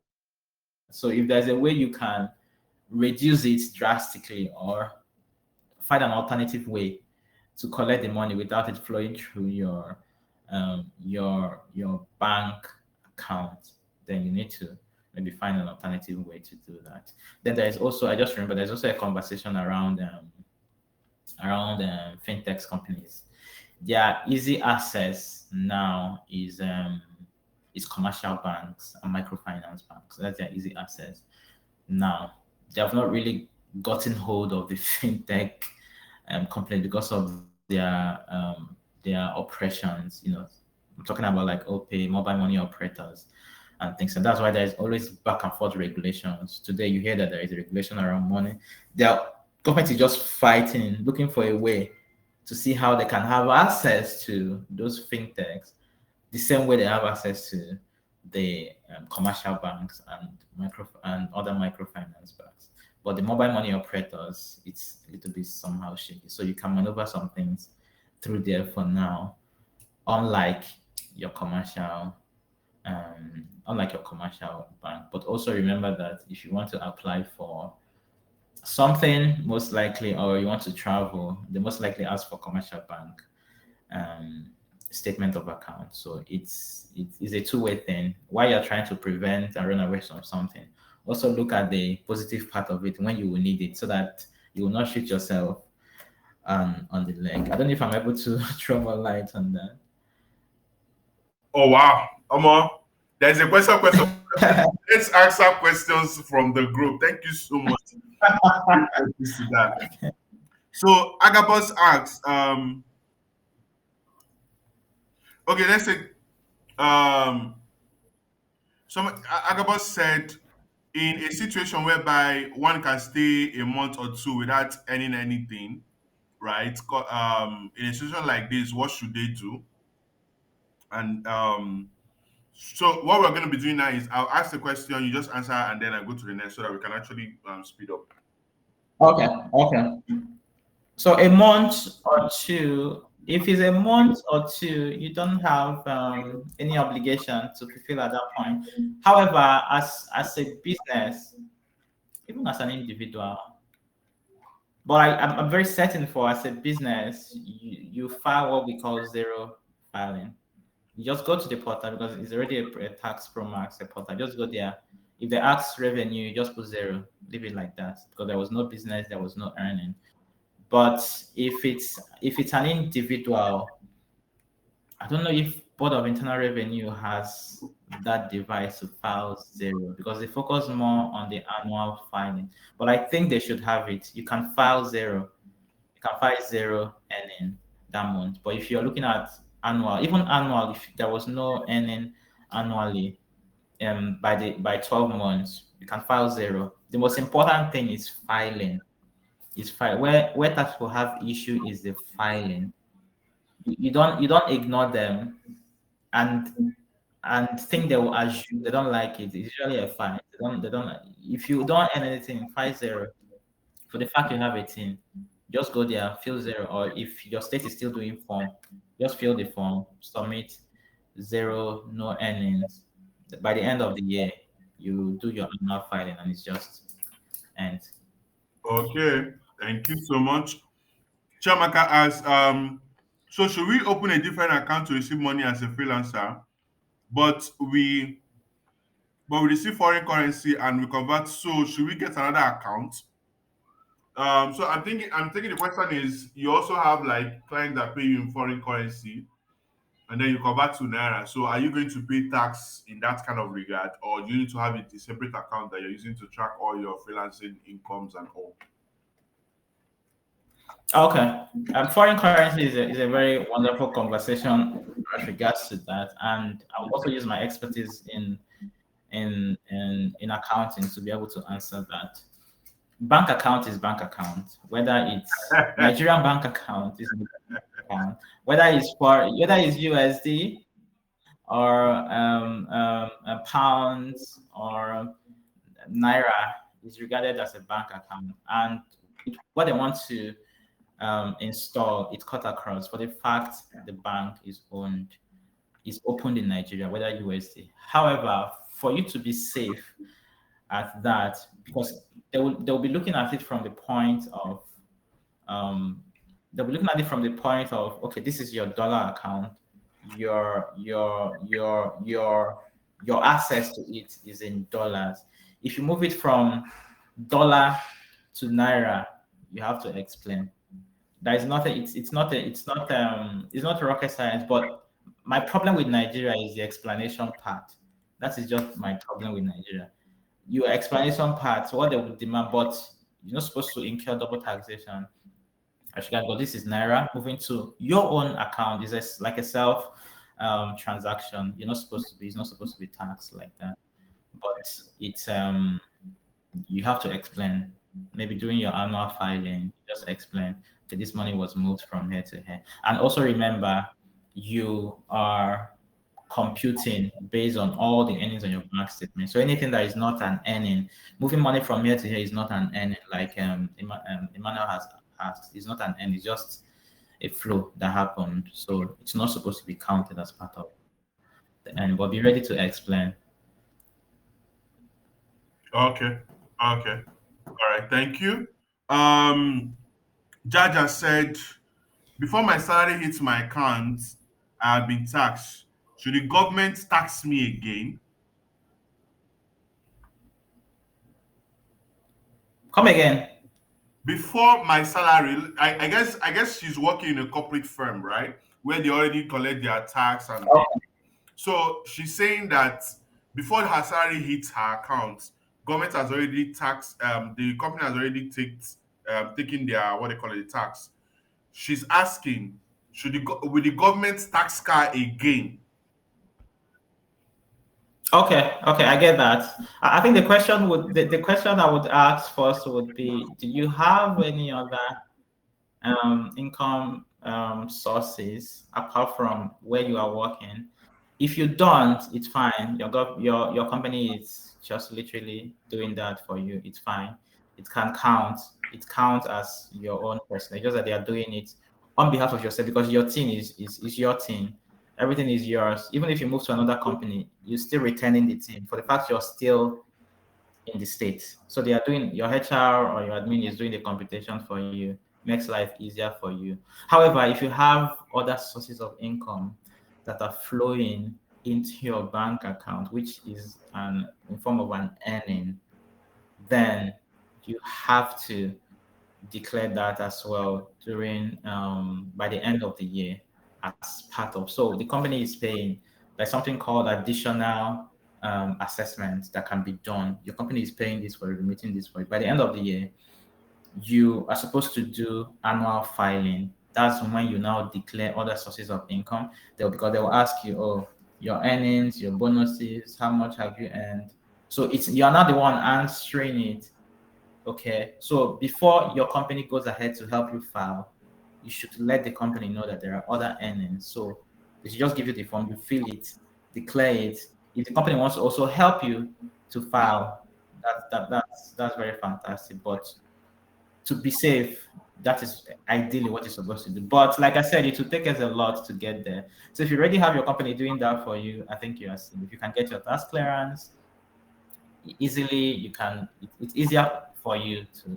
But if you want to follow this standard, everything you have earned both in your company and also the company should be. And if Nigeria gets to the point where they start tracking literally everything, that means everything has to be declared by the end of the year. Okay. All right. Thank you so much. So another question from Deborah.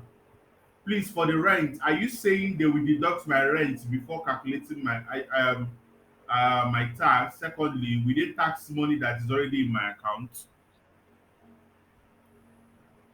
So I think the question is, Okay. yeah, okay. Let me answer the first one. The first one talked about the rent. It says that for us who are low income earners and who are still paying rent, government wants to have some mercy for us. So they now said they can give you, we used to call it, they can give you a relief of 500,000 annual to reduce what you're supposed to tax. However, can you calculate 20% of your annual rent?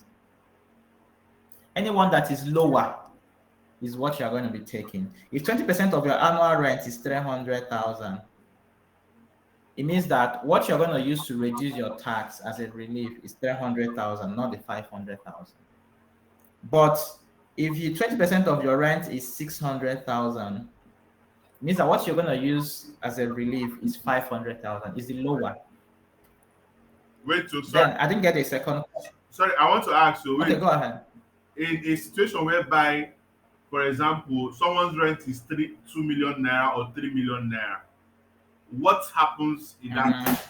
Are they going to be paying the difference of that as a tax, or are they just going to, I don't know, like, say somebody is having a rent of 3 million naira, right? Um, Mhm. what are they? What happens? 20. Okay. If you have a rent of 3 million naira, it means that 20% of your rent is 600, if I'm not mistaken. Right? Yeah, 600 Yeah. is 20% of your rent. That is 600. So government says for people paying rent, individuals paying rent, they want to give you 500K annual as a relief. Please, we are giving you this money, use it to deduct they are not giving you the money, rather they are offering you as something you can use to reduce your tax liability. Okay, they will ask, because if you have, let me use that as an example. If you've earned 10 million naira annual for 2025, you're supposed to take out and your 20% of your rent is 600K. ID, you're supposed to take out 600, and whatever rent you're supposed to pay will be 10 million minus 600. That's what they are saying. 10 million minus 600 would be your taxable income, the income that will be subjected to tax. Oh, However, they have a clause. You get it right? They yeah. have a clause around that. They're not giving you anything above 500K. They're not giving you anything above 500K. So even if your 20% of your rent is 600K, you are going to apply 500K. Oh, okay. You are going to apply 500K. And at the same time, if 20% of your rent is 300K, you're going to apply 300K, not 500K. So they're using the lower. Oh, okay. So okay, let me rephrase it. So that means, for example, this it means that if in a year my annual what they call it, tax as an individual is supposed to be probably maybe 2 million, 1 million naira, for example. The government is saying that, what is my rent? If my rent where I'm living is 2 million naira, for example, government is Mhm. saying that from that 1 million naira that I'm supposed to pay, they are going to give me a tax relief of 500K. So I'm only paying tax of 500,000. Is that right?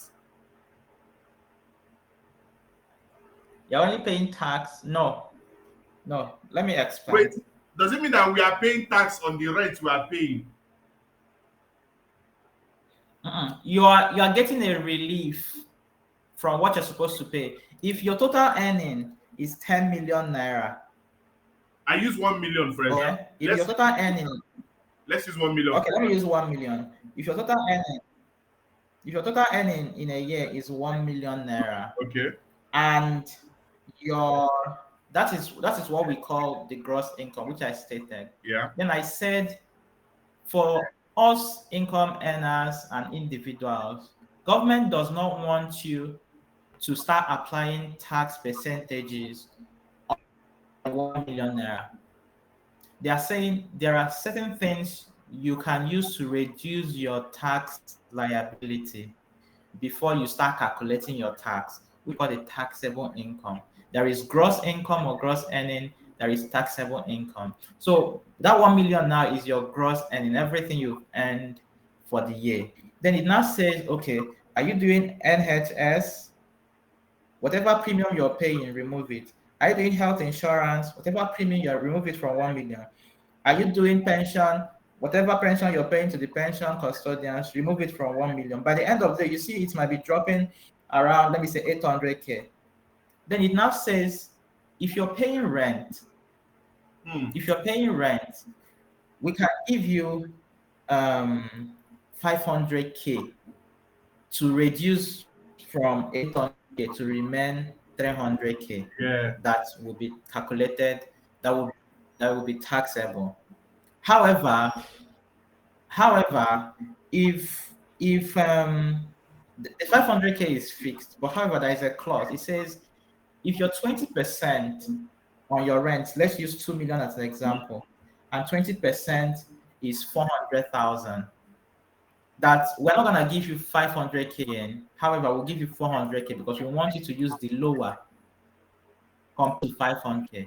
Okay. So instead of 500K, it will now be 400K. So remove 400K from 800. What is remaining is what you're going to use to run the calculator I've shown, 21%, 12%, and things like that, not Oh, the overall money that's oh, to your account. okay. This is clear. Voila. People go apply, eh? Okay, so so other asked is, yeah, I think it's a straightforward answer of yes or no. Is joint tax board the same as the board of internal revenue? I think this is yes. Joint tax board, is it the same as the board of internal revenue? No, it's Okay. not the same, but it's connected. We have the Tax Act. We have the National Tax Act, which is the full body. We have the Tax Administration Act, which is the ones in charge of VAT. We have the Board of Internal Revenue, which is for the state. The Joint Tax Board was designed to make tax easier for staff, but quite frankly, it has not been fully leveraged on. Their purpose as a joint tax, it just they want to consolidate everything, both VAT, both company, individual, in a system, but it has not been able to get. So you could see them doing some minor services that, but they're not fully optimized as what they're supposed to, because the purpose of creating joint tax board is for them to control all tax process and put it in one, so that at a glance you could do company, you could do individual, you don't have to be running different offices to get that done, especially using technology. But they have not been able to leverage. So you could go there, confirm your team, you could go there, generate some forms, but it has not been fully optimized for the purpose in which it was considered. Maybe by next year, they might be able to do that. Okay. All right. Thank you. So Agabus said again, um, a name change was done in the bank, but the details in the tin still reflects the old name. A bank document was asked for. I presented it as needed at FIRS office. For over 1 year and 3 months now, nothing has been done. What else can I do, please? And There then is a business name change. yeah, there's a business name change. I want to get the first question. I didn't get the first question. They said there's a business name change, but details in the tin still reflects the old name. Okay, okay, Do you get okay. it now? So let's say my business name is Yeah. Kalakote, right?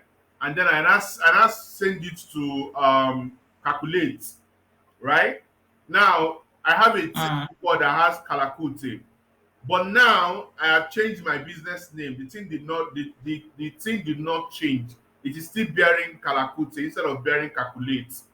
What can she do? No, no, there's nothing you can do. It's for the fact there is a documented process of changing the name. There is nothing. The team still remains. What it happened to one of my clients last year. He When he asked me to open that file for him at the tax office, he was bearing another name. He's into service apartment and things like that. He asked me to open that. He gave me a document to open. He actually bought the apartment with his partners. So when he now bought it, he gave me the document of the previous document and asked me to that he wants to start being tax compliant. I went to the tax office. We generated tin. We generated no. We went to tax office with with yeah. We went to tax office. There's already a generated tin for the old document. So what I went to tax office to do was to register for the online filing, which is the tax pro max. So when we now went there, the tax office were like, this name does not exist. There's already a change of name, that we should go and get the document from the CAC.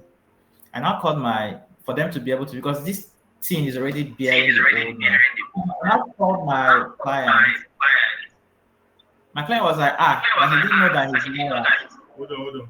Charles, please. He's echoing. Is it from Shit. I don't know. For some reasons, I can't remove people. I don't know. Sorry. Go ahead. So my client now called the lawyer, and the lawyer was like, he has completed it. So the lawyer forgot to give feedback to the client, and the client did not give me feedback as well. So and now he said yes. So he immediately forwarded it to me, and that was how tax office was able to regularize that. So if there are documents that approve of that change, you will not have any problem. What you do is just submit it, at the tax office. You don't need to change your team for the company. You don't need to. Okay. All right. So thank you. Buche said, I'm a civil servant and a freelancer. Will I be taxed twice when I convert money from my virtual account to my Naira account?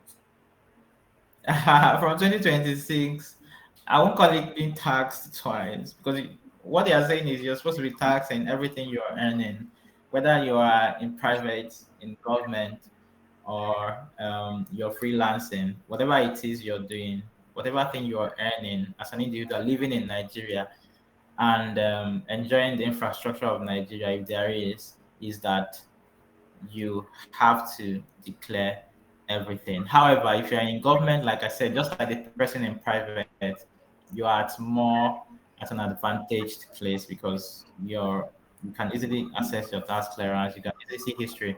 At least you're paying something, unlike people who are purely doing freelance they don't even have they have not even gone to tax office, they don't have somebody paying anything for them, and things like that. So they have to go and be doing that themselves. So you are at more advantaged place. At least you get asked, what is an evidence of you paying tax in Nigeria? You can bring out something. Same thing with somebody working for someone. You could easily bring out something I'm paying, even though there will be an extended conversation of, oh, is this everything you're earning?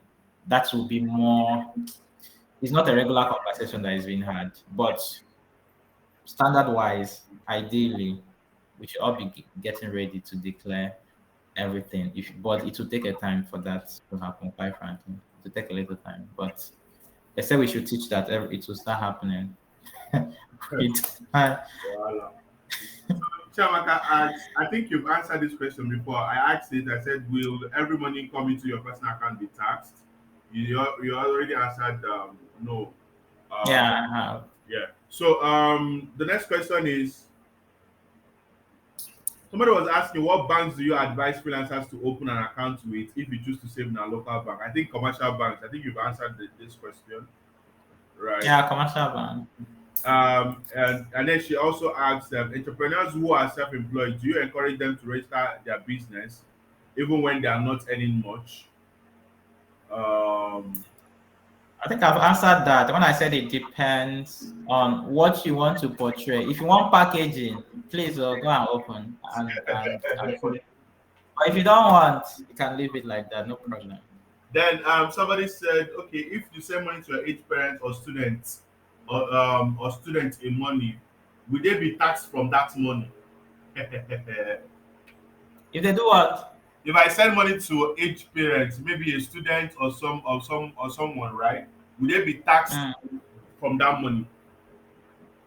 No, you that is sending, you don't have problem. It's the person that is receiving that that would have problem when the person is not trying to clear that, oh, I did not earn this money. I was that it was a dash or it was a support or something. So the person So has it's the to, person that will clear. the person will provide proof, yeah. Yeah, it's proof. It's not supposed to be taxed, but it's not an earned income. Oh, okay, cool. That's good.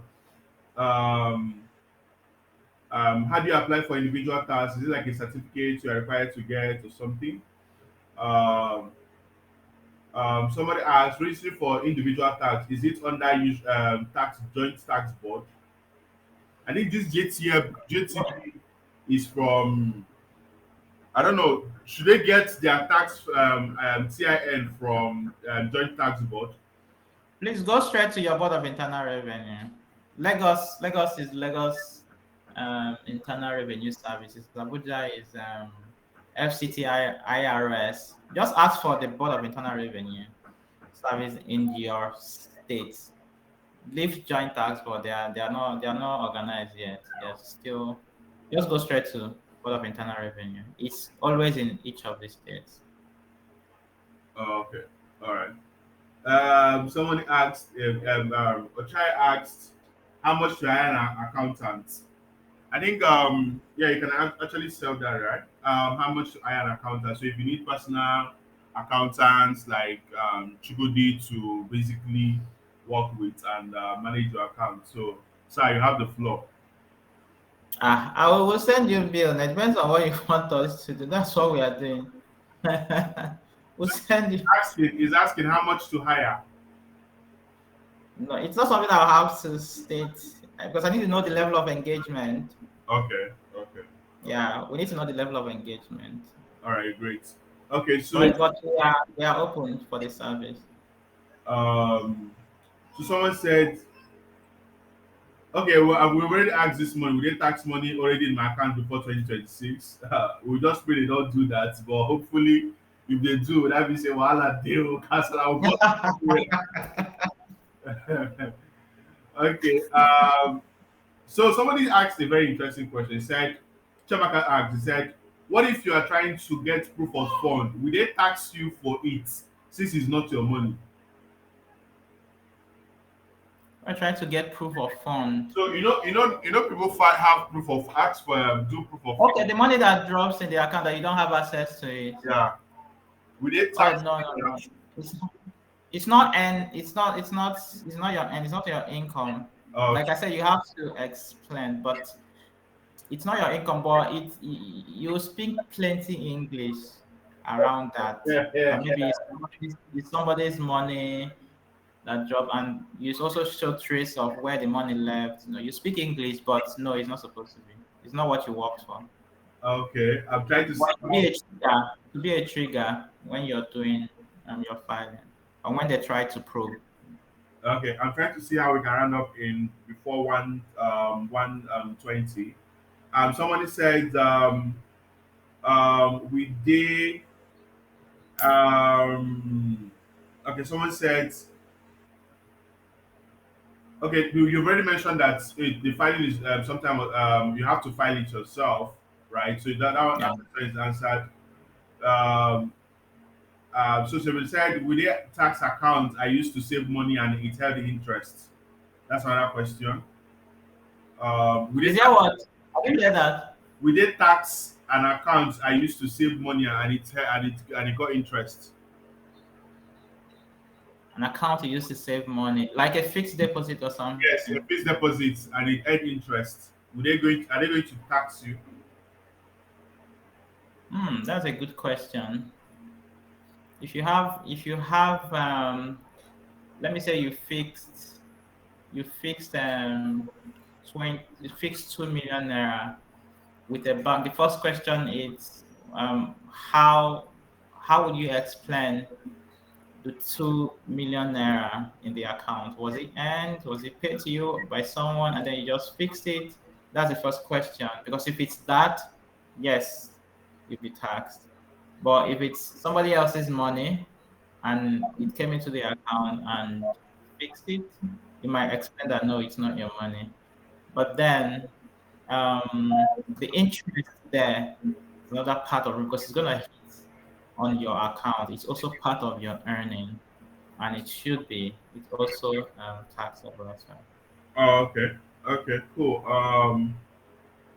I think she also asked. Somebody asked. Somebody said I registered for teens since October, but I'm yet to receive an email. What do I do? See, I need to know if it's individual or for business or corporate. I think it's going to be for individual. Individual since October.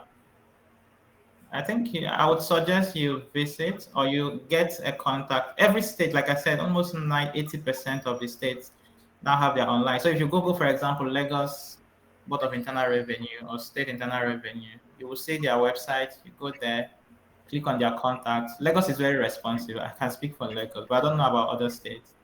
Somebody would attend to you, or else visit any nearby office to sort it out.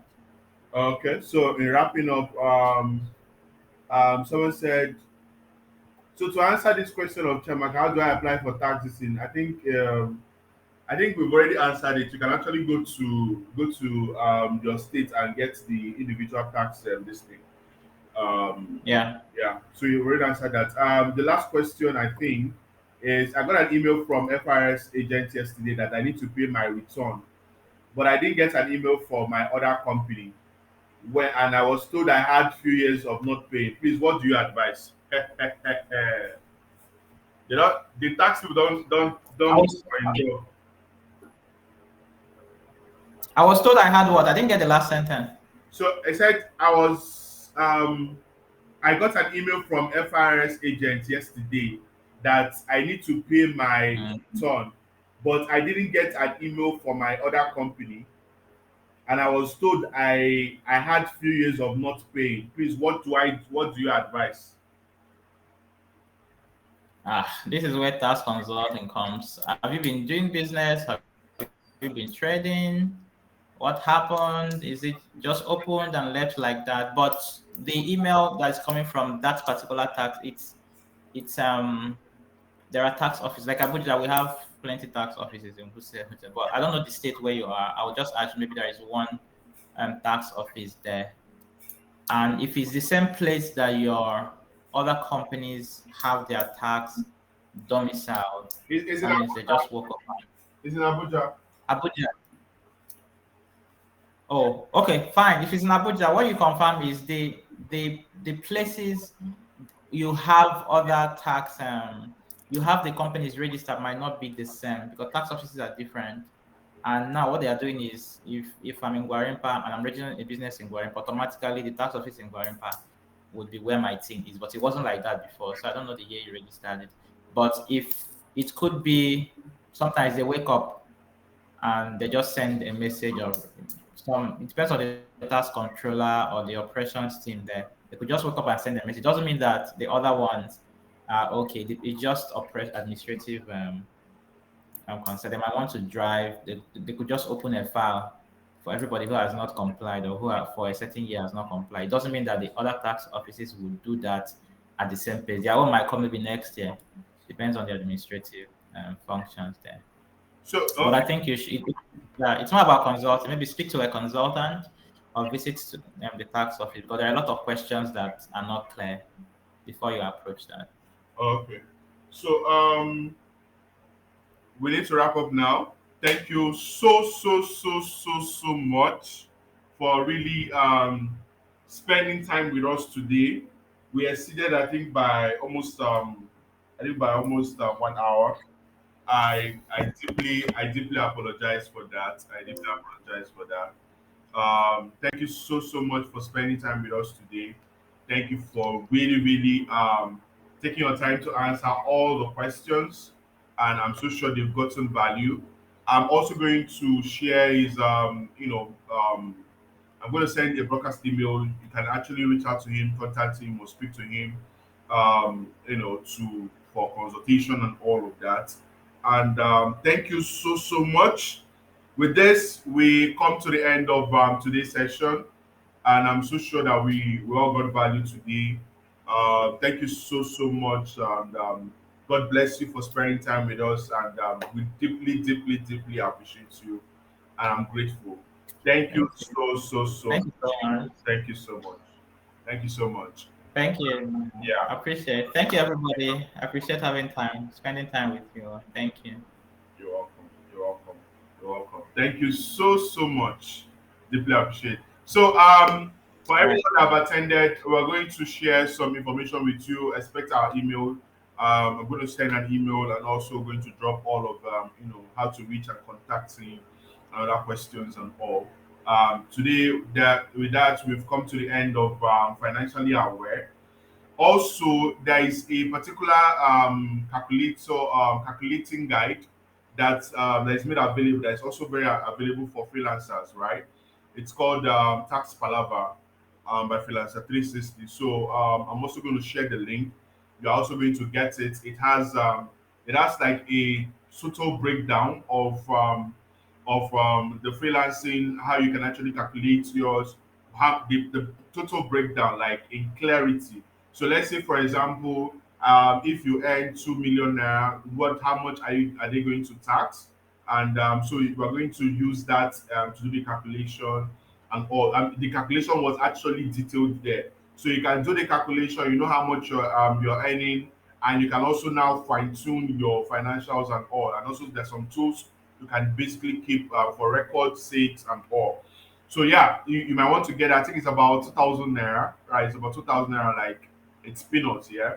So you will get that. You can actually get that and then use that to basically get an insight on your what do you call it, on your tax, and prepare your books, prepare yourself. You have seen now that a whole lot of things are going to change. Like it's going to be like a serious year. And then if you hear clearly, he said something around there is so many English that needs to be you have to speak so many English. And what I basically mean is you might be unlucky to have a very unpleasant agent or freelancer. Sorry, a tax collector or this thing, because some of their staffs are going to be unruly. They are going to be rude. They are going to you can expect all manner of behavior. I mean, all manner of behavior. So one of the things you need to prepare yourself is make sure that you have all those documents, everything, your receipts. Um, Keep your receipts, keep every single record. Don't just go and every money you are sending to anybody, keep a record of it. Anything you are doing, just keep a record. So when they're asking X, Y, and Z, where did this one come from? You provide evidence and all, because this one is not that you explain no evidence. Keep evidence. Try and keep a financial record. Try and make sure that you are, if you want to really also be careful about your money, you can have another account that you can dedicate and say this account is for receiving money for my freelancing stuff and my expenses, so you can also track, right? So just make sure that you do your best, do your own part, and also find a way to have an accountant friend or a consultant you can actually work with to make sure that you are tax compliant, so that they don't go and start telling you that you are paying tax for things that you are not even supposed to pay tax with. All right. So again, the relief for the 500K is also a good one. If you're paying rent of 1 million, 2 million, that would be like a huge relief, because 500K out of that 1 million or 2 million, you don't need to. That's like government giving you back, but then you're not going to. They're not giving you the money in cash. They are giving you as a discount, whatever the amount you're going to be earning. So get the book. It is something that you are going to get insight on. It breaks down every single thing.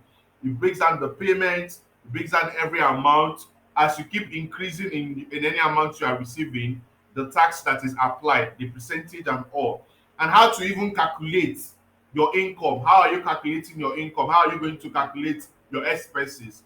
Get that book. It's not even the price of shawarma, because shawarma now is about 3,000 naira. So try and get it. I think I've dropped the link before. The link is here. Let me share that link again. Just try and get the link and get the book, and make sure that you get it and go read it, get insights, and wish you the very best. Thank you again, once again, for joining this session by Freelancer 360. It means so much for us, and God bless you, and have a wonderful evening and afternoon and weekend. Bye.